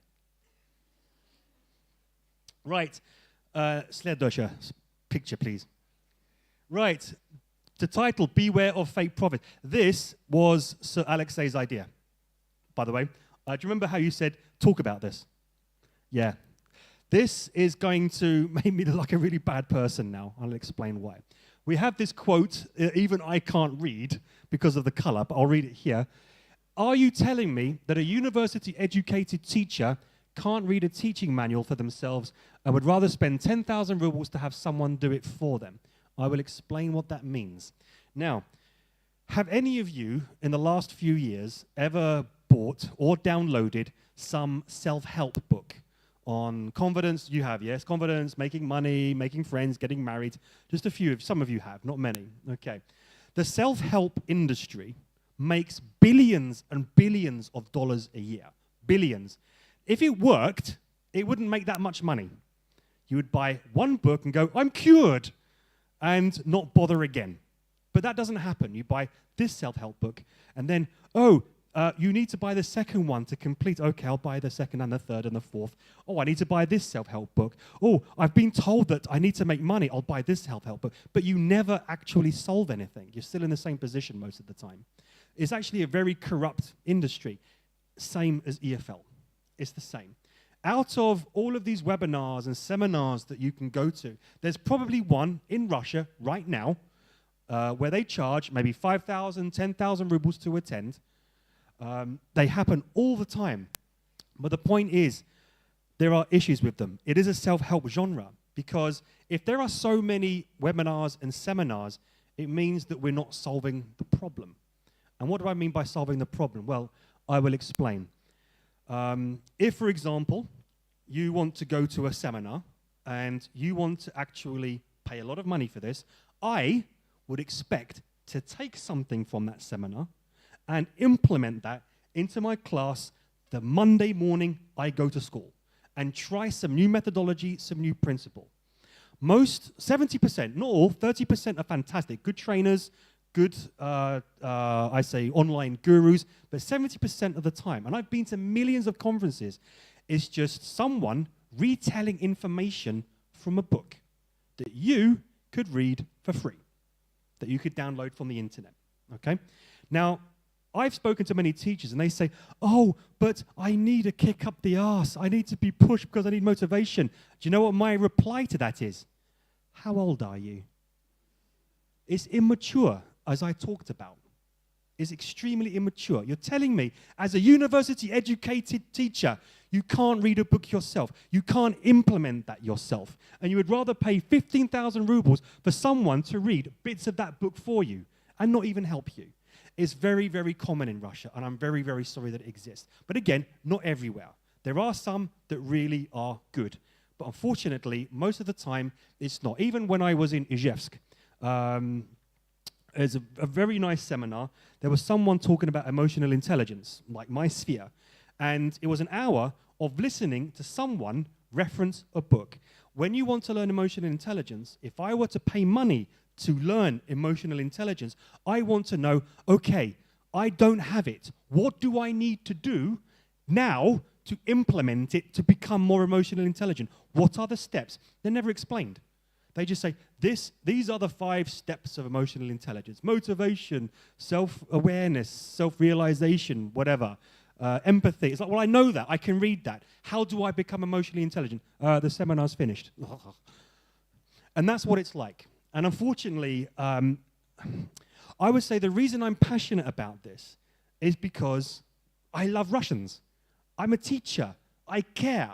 I don't want to see hardworking teachers who don't earn much money spend thousands and thousands of rubles on training to get a certificate, which means nothing, because they believe it means something, but it doesn't. They don't implement any knowledge, and they're in the same position year after year after year. And I find that really, really sad. So I say this stuff because I want to help Russian teachers understand, to develop what we call a BS radar. What do you think that means? Bullshit. It's a bullshit radar. So if you're going to go to a seminar, you're like, oh, and in this seminar, we're going to look at emotional intelligence, like beep, beep, beep. Oh, it's working. Something's happening. Bullshit. Right? Now, when we talk about the bullshit radar, excuse me for using this language, but I'm very passionate about this. There are many gurus online on VK, Instagram, Facebook, and Telegram that sell themselves as like the top teacher trainers of Russia. They have many, many followers. But I want you to write something down right now. Right? If you've got a pen or a phone, I want you to go home after this lesson and research these 2 things. The first one is called pluralistic ignorance. I'll say that again. Pluralistic ignorance is a psychological phenomenon. Pluralistic ignorance. The second term is called Abilene paradox. It's A-B-I-L-E-N-E. Again, A-B-I-L-E-N-E. Abilene paradox. The way to summarize these 2 points is called group think, which means as a person, I might somehow think that I'm not going to get much for my 10,000 rubles and I'm going to go to the seminar and not get it. But because I'm not confident, I'm going to follow the crowd. But then be silently disappointed that I've learned nothing for 10,000 rubles. So this is what that kind of means. There are many kind of fake gurus online. Even on Instagram, I'm not going to say a name. There's a guy who's got 200,000 followers. He says he's a native speaker. And I found out he's not. There are many like that, you know. And I look at the English in these Instagram posts. 7 out of 10 times, the English is wrong. It's really bad. And you have these people who write these comments under the Instagram posts as example sentences. And the author, amazing, spot on. I'm like, no, it's not. It's wrong. That doesn't exist. It's really sad because as you guys, as learners, how do you know what's right? How do you know what's wrong? That is why you need to have as much self-exposure to English as possible if you're going to be English teachers. Watch a TV series. Even watch some boring documentaries. Read the news sometimes. Watch the news. Have a variety of stuff. You've got to have that exposure because that is the way that you're going to learn English. On VK, there are so many communities. I know it's not a polite word to say, but these chotki arguing constantly, like, add the lessons possible. No, it's not. Add the lessons possible. Add the lesson doesn't exist in English. It's wrong. I've pointed that out numerous times. It's wrong English. It doesn't exist. Check on a collocations dictionary. Why spend hours arguing about it? It doesn't exist because people follow these gurus who say that it exists. And so therefore it is very, very confusing for you. So you have to be able to kind of judge what someone is doing. You have to kind of look very carefully. If you're going to go to a post and there's some English, double check yourself if you're not sure. Just find many examples in like Google or whatever collocation dictionaries. Find it is going to make you a bit more sure. That failing, you can maybe try to find some native speakers who might know. But I feel really, really sorry for you guys because this is the toxic side of social media. It's not about what's correct anymore. If, for example, I could get 1 million followers on Instagram very easily, I could teach completely wrong English if I was sitting by a swimming pool in a bikini, okay, with a pineapple and a cocktail teaching English. People would go, oh, because he's got like 100,000 followers and like he's got all his pumped lips, he must be correct. It's like, what's the connection? And so this is the problem. Again, it's this whole pluralistic ignorance, this psychological concept. So this is why people, it's about what's popular now, not what's right. And that's a really, really big problem in today's world. So you've got to have that exposure yourself to English, your grammar books, and that is how you find out.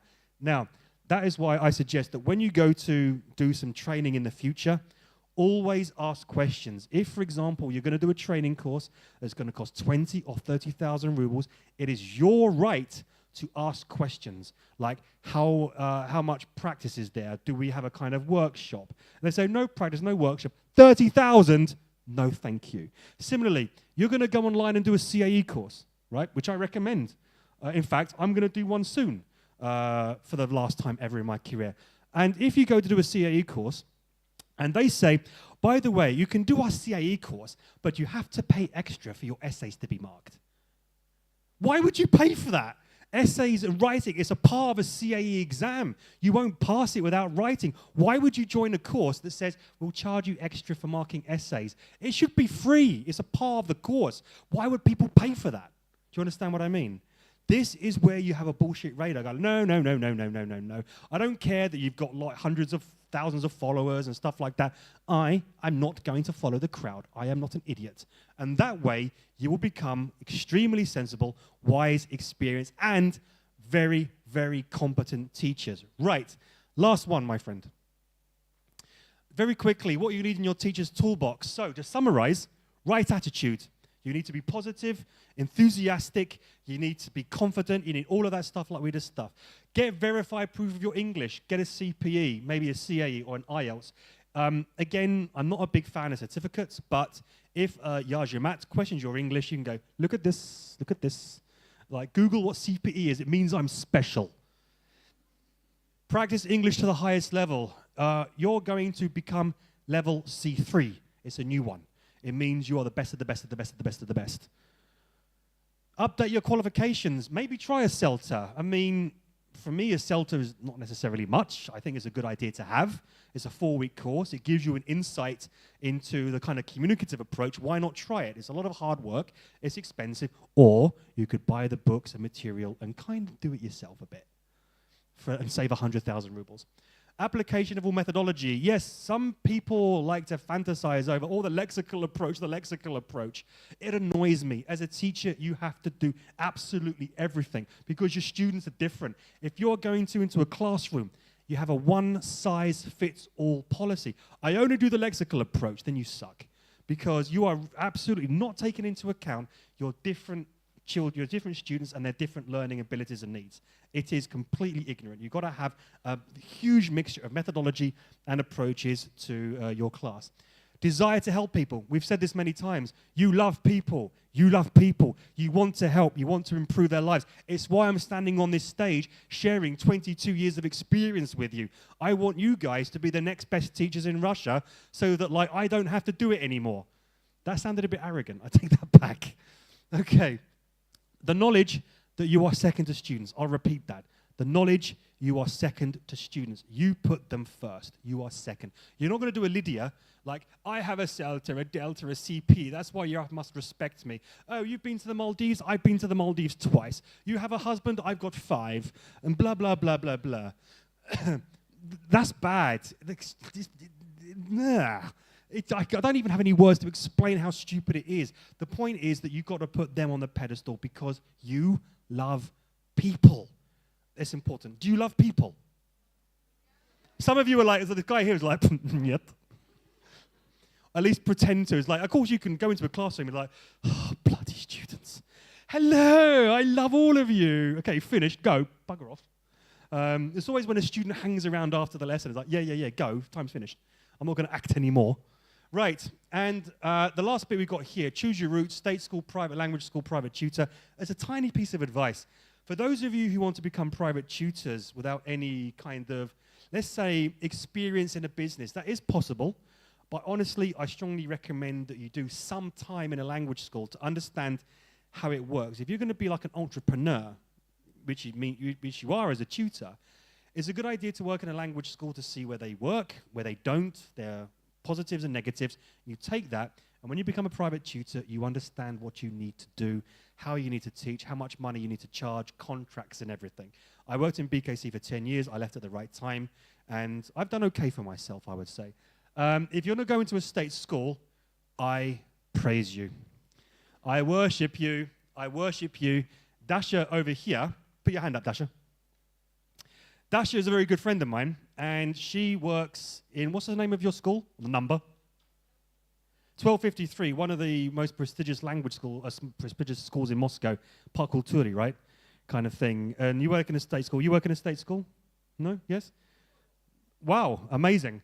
So, like, working in a state school is really, really tough going. It is a great way to learn. You don't get paid much, but it's a great way to get your hands dirty, to get that experience, because then when you work in a state school, you then become a tutor. Oh, it's so easy. It's so easy, and you make money like that.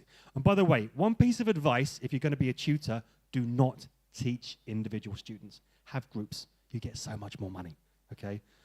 Yeah, don't do individual students. Oh, how much you teach privately? 10,000. Too much. Well, if you bring your friends, there we go. Let's finish off with some quotes. I like quotes. They make me sound intelligent. First, acquire skill. Creativity comes later. That represents what we discussed about you can't cut corners. You've got to spend time getting your hands dirty as a teacher. Try, fail, experiment. You get the skill, and then you can start planning. Like we said here about planning, you spend a couple of hours planning for a year or two. After about 2 years, it takes about 5 seconds. It's like, blah, blah, blah, done. You've got to get skill. Creativity comes later. Despise learning and make everyone pay for your ignorance. If you're going to be a teacher that doesn't develop, your students are going to pay for it. Like not pay for your services, but they're going to suffer for it. And you can see this on a kind of global scale as well. You know, in my country, in England, I miss my country so much. I love England. I love English people. But we have really, really serious problems right now, like you cannot imagine, that you would not associate with England. Even I can't imagine. But the thing is, learning is something we despise. It's uncool if you have an intelligent conversation in a pub. If I was in a pub with some English friends, let's talk about politics. It's like, oh, you freak. No, we need to talk about girls and legs and, you know, football and stuff. You know, if you talk about something smart, you're dumb. That's what it's like in my country. Because we have lowered the standards of learning so much, we have a very nice phrase in English, dumbing down. You know the word dumb, like stupid? To dumb down. If you dumb down the education system like we have, everyone suffers. And my country and America is really suffering for it right now. Education without application is just entertainment. It's true. I mentioned about going to these seminars and webinars and workshops. If you're not going to receive information that you can implement in the classroom, that the teacher doesn't show you how, it's useless. It's absolutely useless. And you've paid 10,000 rubles for it. Congratulations. Imagine if you went to maybe like 10 seminars in a year. That's 100,000 rubles. That's a 2-star hotel in Antalya for a week. You know, you could much rather do that. The other point, you don't learn to walk by following rules. You learn by doing and by falling over. Same thing. If you're going to go to these webinars and seminars, you're going to read books on methodology, the only way you're going to actually learn is by actually falling over, by implementing it, by trying, by making mistakes. It's really, really important. There are going to be moments, and get ready, when some students or parents are going to complain about you. It has happened to me. I can't please everyone. It will happen to you as well. You just get on with it, and you accept that you can't please everyone. As long as most of your students are satisfied, they come back and they continue to pay, that's all the feedback you need. You don't need any more than that. The expert in anything was once a beginner, me. I was a beginner, and I'll finish off my little hour and a half by saying, don't forget that as I'm standing on the stage now, talking to you, sharing these 22 years of experience, of like how I've traveled all over the world. I've taught in several countries. I've sold my courses in over 30 countries. I've traveled all over Russia, helped thousands of teachers. Remember that this so-called Paul Newson was once lying on his sofa in his pants, eating KFC, crying about teaching. So, thank you very much for your time. Thank you. And I guess we have some questions.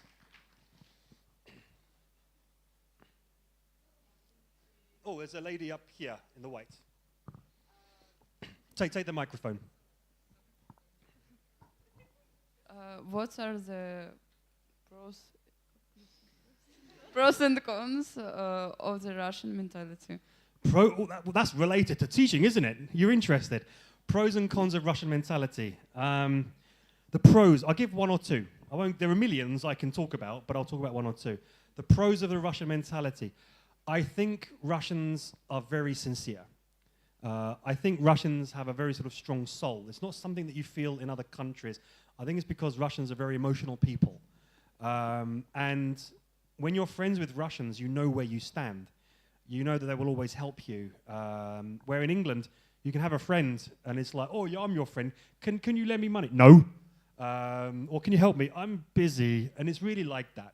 So that's what I like. I also like Russian, there's so many things I can say. I've been here for so many years. Okay, one more thing I like about Russian mentality. I like that you still hold, I'm going to be honest, I like that you still hold values in this country. You know, that you're not going to get sent to jail for having some values, that like you like to have kids, you know, that you're not going to get punished for this. I think it's sensible. What I don't like about the Russian mentality, okay, this is where all of you are like, skazi, давай. With these kind of really evil eyes. Some of you drive like maniacs. Even driving here today on Simferopol, because I live in Chekhov, not far from here. Yeah, Chekhov's a brilliant place, and I'm like, bloody hell, you know. That's not really mentality. I would say, okay, I'm going to be honest with something. Would you be offended if I said something not nice? Okay. There is a very large attitude of victimhood among many Russians. Like victimhood, like, oh, this happened and I suck and nobody loves me. And it's, you know, it's really kind of quite common. And unfortunately, it's like, it's one of those obstacles that stops you from becoming confident, unfortunately. Like, you've got to kind of get over this kind of victimhood and just kind of brush it away and say, well, that's the past. I need to move on. I need to get closure or accept and just kind of become a better person. There is a very large degree of victimhood, but I think it's changing. I think the victimhood is very interesting. When you read Russian literature, I've read Dostoevsky, I've recently read Maxim Gorky, and others. You see it in Russian literature. When I recently read Dostoevsky's Igrok, I think you call it Igrok, yeah, the gambler, it's really interesting because even in that book, it's like, we're hated by everyone, and, you know, we're considered as peasants, and, like, you know, no one likes Russians, even 200 years ago. Do you see what I mean? So I understand where it kind of comes from, but I think Russians are really smart people, very, very kind, very true people. And I think that right now you've got this kind of opportunity to really forge a new identity for yourselves and go ahead and become like even better and even nicer. I think Russians are wonderful people. I wouldn't be here for 18 years if I didn't think so. Thank you. And I have a Russian passport. Yes. I'm very proud of that. I even have to do a Russian language test for it. Ah, okay. Well, I want to ask about some tips for teaching Virgin Alpha because, well, maybe you know, the problem of this generation that they are not, they don't want to learn, they, don't respect teachers and they are pretty vulgar. Can you give some Sorry, I don't quite understand. How to teach in a vulgar way? I can teach you that. I mean, how to teach Generation Alpha. So how to teach a sort of bad generation?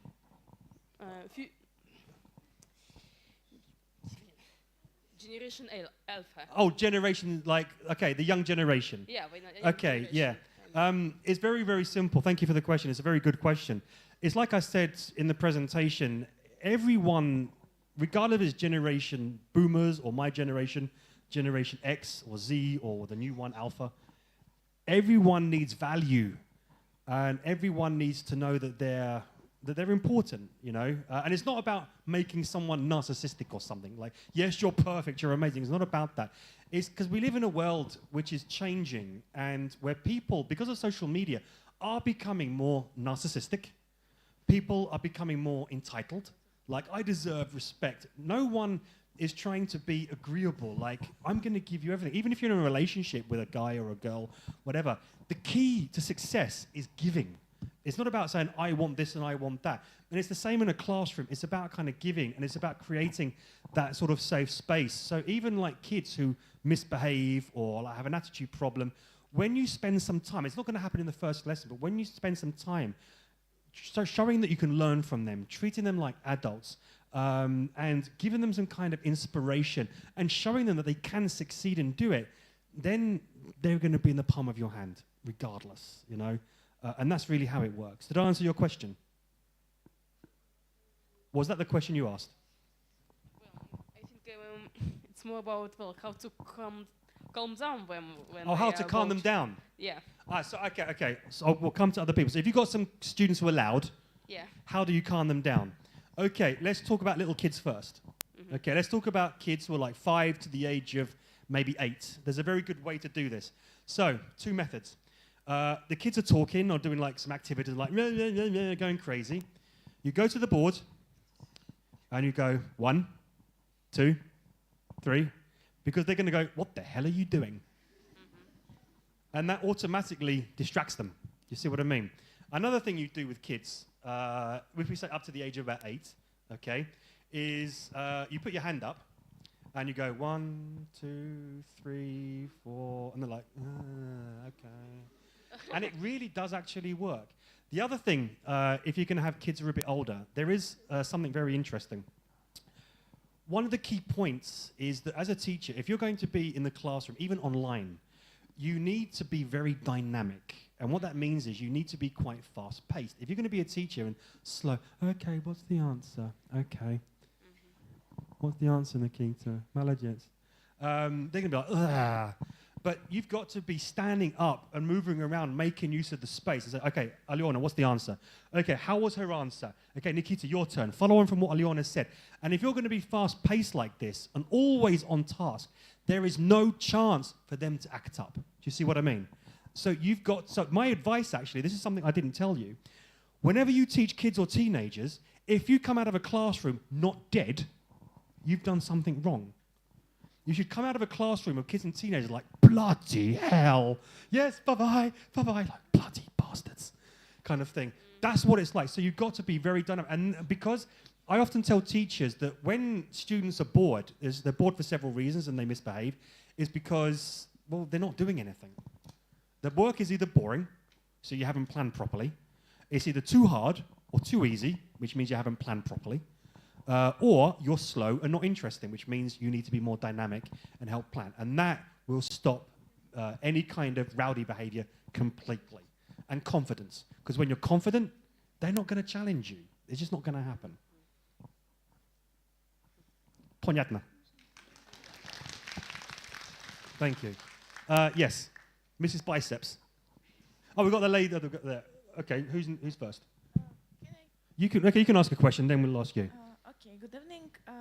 My name is Alena. Привет. Здравствуйте. And I have such interesting but maybe silly question. I don't know. It's okay, I'll give you a silly answer. All our group has the problem with words psychologist and counselor. We are confused because we saw no difference between them. And our teacher always says us that psychologist is a person who researches psychology, and counselor is a doctor who is specialist in mental health problems. But if I'm not mistaken, you use psychologist in meaning of specialist in mental health issues. Which difference between them? Okay, this is because when I say psychologist, that's because of you people. I've picked up your mistake. The teacher's correct. A psychologist is someone who researches. And if you have like mental health problems, you actually go to a counselor. Well, you actually go to a therapist. A counselor is more like when you're a bit depressed or you have relationship problems, then you go to a counselor. But I know Russians often say psychologist, but we don't do that. I say psychologist because every Russian does. So I've become like Russianized in this mistake. But your initial thing was correct. Okay, thank you. No problem. Oh, so sweet. I'll come to you next. If I understand that, I don't want my students to see my posts. To see your what? Posts in social media. Oh, posts. Yeah. I thought you said see your boss. It's like, don't see my manager. I want my personal life to be personal, and my question is it really important to share your social media with your students? Good question. That is a very, very important question. There's a girl over here who wanted to ask. Over here. Who was next? Yeah, basically, that's a very good question. Now, the thing is, I believe that we should be tolerant and that we have the right to live how we want, okay? On one hand, I believe that. Because we're talking about psychologist, because I have a PhD in it, I understand how people work. I understand the realities of how the mind works. And even though we say never judge a book by its cover, we do, and we never will stop. That's the problem. So the thing is, I can even tell you that, imagine you have a social media page and you kind of advertise yourself as a teacher on VK, right? You've got some posts, you've got some pictures of you teaching kids, whatever, which is good. It's some form of advertising. And you have lots of other pictures of you, like, in your swimwear on a beach in Bali, okay? What's the purpose of that if you're trying to promote yourself as a teacher? What are you trying to prove? Is like, you know, look how rich I am, look how special I am. Because some fathers would send their kids to you, but maybe mothers would not, right? And even though I kind of hate saying that, that's how people work. You know, there is no denying that. So I would honestly advise having 2 separate accounts. So if you have like a personal page, which is private for your friends, have that, okay? If you then want to advertise yourself as a teacher, make it professional, honestly. You'd be so surprised how, as I said, that we live in this world of instant gratification, narcissism. It's always about how social media builds this up even more and more. And we kind of feel that I have to do pictures and I have to do that to contend with these other people, but it doesn't work. If you market yourself well as a teacher, that's enough. Keep them separate. Okay, thank you. Yes.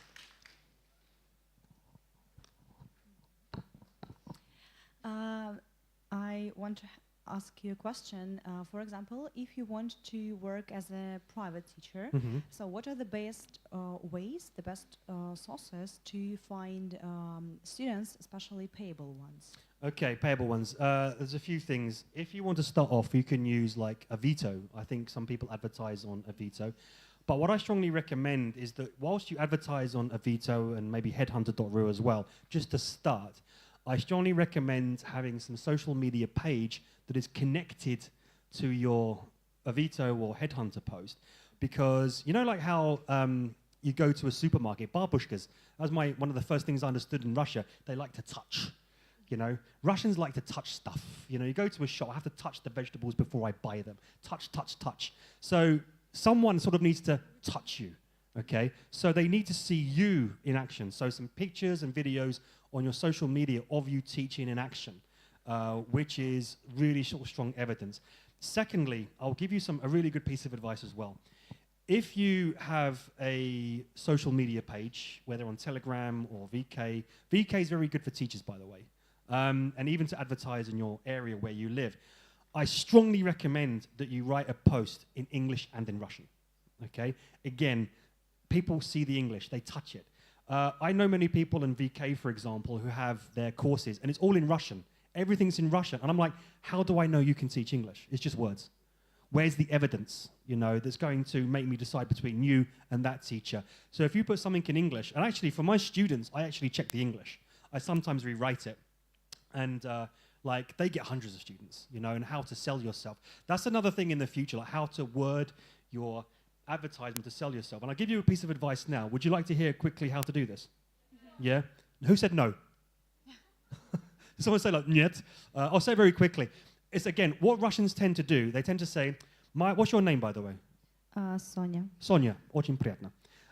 So say, my name is Sonia, and I have a BA Honours in Education Studies, and I have a CELTA at A, and I have an A at CAE. I have been teaching for 5 years, and I have very good success. Thousands of people have CELTAs and CAEs and have been teaching for 5 years. What makes you different? Okay, you've got to word your language in such a way to get into people's head. Do you remember how we talked about emotional intelligence and why it's important? So you understand how people work. What do Russians want? What are Russians scared of? Russians are scared of making mistakes. Russians are scared of being judged by other students in the classroom. Russians are like scared of, you know, like, I don't know, making a fool of themselves in front of the teacher. You know, it's really difficult for many Russians to kind of learn English without that kind of proper help. People are scared of how to spend money these days. Prices are increasing. They're really nervous. So before you say, my name is Sonia, you say, are you worried that you're getting value for money when it comes to learning English? Are you scared of making mistakes and you're looking for a place with a safe space where you can freely speak English without the fear of being judged? My name is Sonia, and I'm going to help you with that problem with my 5 years of experience and my reputation, which is untarnished. Всё. Okay? And that's going to help because people are going to go, that's me, I need that. Because most Russians don't know what a CELTA is. They don't know what a CP is. They don't care. They want to know that they're going to feel safe with you, and then they're going to learn. So you have some pictures on your social media, some videos of you teaching, so they can go, oh, yes, the students look very positive. It's like they're matching up. She's not lying. I'm going to phone her. There we go. That's how it's done. Thank you. You're welcome. Okay, I'll just ask a quick question from down the any more around here, then I'll come to you. May I ask? Yes, of course. Well, first of all, thank you for your lecture. I'm really impressed. Thank and you. I got a lot to think on. Thank you. Well, my question is connected with my own experience. I started teaching during my first year here, and now it's my third year. And I always think that, well, I'm reteaching my students that I started working with 2 years ago, because I see that now I have a bit more knowledge than I used to have. And I wanted to ask you when and where is the best point to start teaching? Like, is it a good idea to start teaching when you are still studying at the university? Yeah, and where is the best place to start gaining your experience in this sphere? That's a good question. So I think that, like, it's a good question. When it comes to teaching, I think even your first year, as long as you set a realistic price and the student knows that I'm studying and I'm practicing, then that's absolutely fine, because why not start learning now? There's nothing wrong with that. It's different if you're going to be a psychologist, because I know many people who study to be psychologists, and after the first semester, I'm going to try and help mentally ill people. No, don't do that. You know, you have to kind of gain several years of experience first before you do that. Teaching is a bit different. To get the best experience, again, you could do some work as a private tutor. Some succeed. I would strongly recommend working at least in a language school for some time. The pay, honestly, is pretty bad in most language schools, and some managers don't know their arse from the elbow. But it's a great way to see and understand what students expect from a teacher about prices and about how to kind of go solo. Because you've got to understand one important thing. Even if you're a private tutor, which is still a form of business, 80% of tutors basically fail in the first 2 years. You know, 80% of businesses fail in the first 2 years. So it's a good idea to really get the kind of experience first in a school, in a setting where they provide the students for you. You go and teach, you can understand if that school sucks, if they have a curriculum that sucks, go and try a different school, and then you kind of get the best of both worlds, and then you go solo. That's my advice. Thank you. And here's the case in confidence. Like, I should say that I'm still studying to my students, and well, they should understand that I'm still a student, but I should stay confident. Yes, that's the thing. You're absolutely right. Look, here's the thing. If you are confident, even if you're a student, how old are you? I know I shouldn't ask her how old. I'm 21. 21. I know it's impolite to ask a Russian woman how old she is and how many kilograms she weighs or something. Yeah, because even if you're 21, you know, maybe you're a very confident, kind, open teacher compared to a 51-year-old teacher who's got the personality of a dead frog and is toxic. It doesn't matter. Amen. Do you see what I mean? So the point is that even if you're not like a fully qualified teacher, if you go in there with the passion, the desire to help, it's even better. So it doesn't matter. Thank you. It's fine. Okay, question down the front, then we come to the lady there, and then to the gentleman there, and then I think we can be done, okay? Do you want to have my microphone? So my question is about pronunciation. So it looks like the community of teachers in VK especially, so it's a kind of trend to sound like a native. To what extent is it important to speak? Is it really important to sound like a native? And is it necessary to spend money on this kind of courses, etc.? Thank you. So that's an interesting question. Is it important to sound like a native? Do you want my honest opinion? No. Look, here's the thing. You know, there's two sides to this, right? I got to C2 level German when I lived in Germany. I was once walking down this street in Frankfurt, and these people stopped me to do a survey and ask me questions, and I was talking to them, and they said, oh, where do you come from? And I was like, I'm English. They were like, what? I thought you were German. And I was like, yes! You know, which means my pronunciation's spot on, my grammar, my vocabulary is perfect. God, I was skipping down Getreidegasse in Frankfurt, you know, throwing flowers everywhere. However, I had the opportunity that I was living in Germany, right? If, for example, you know, how to say, it's very hard to acquire an English accent. It's very, very, very difficult to do. I mean, even you there, you almost sounded American to some extent, you know? It's like, yes, no.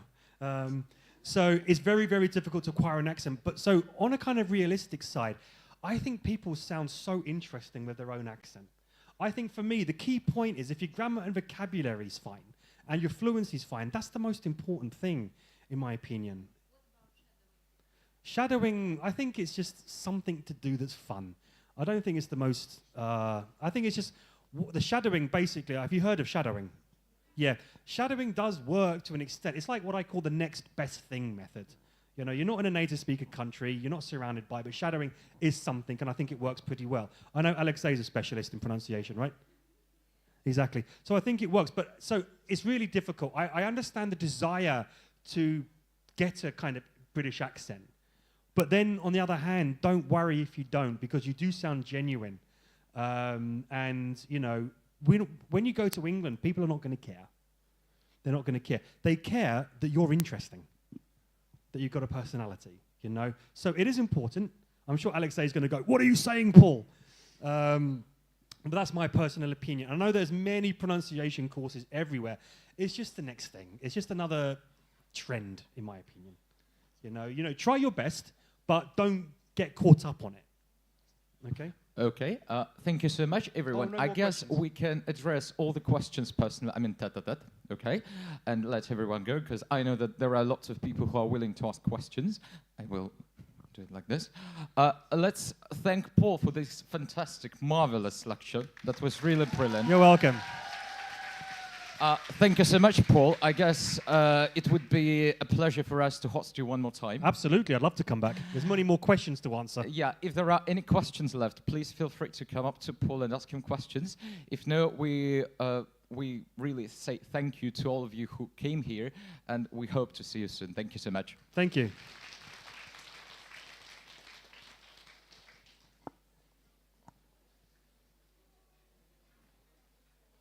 One second.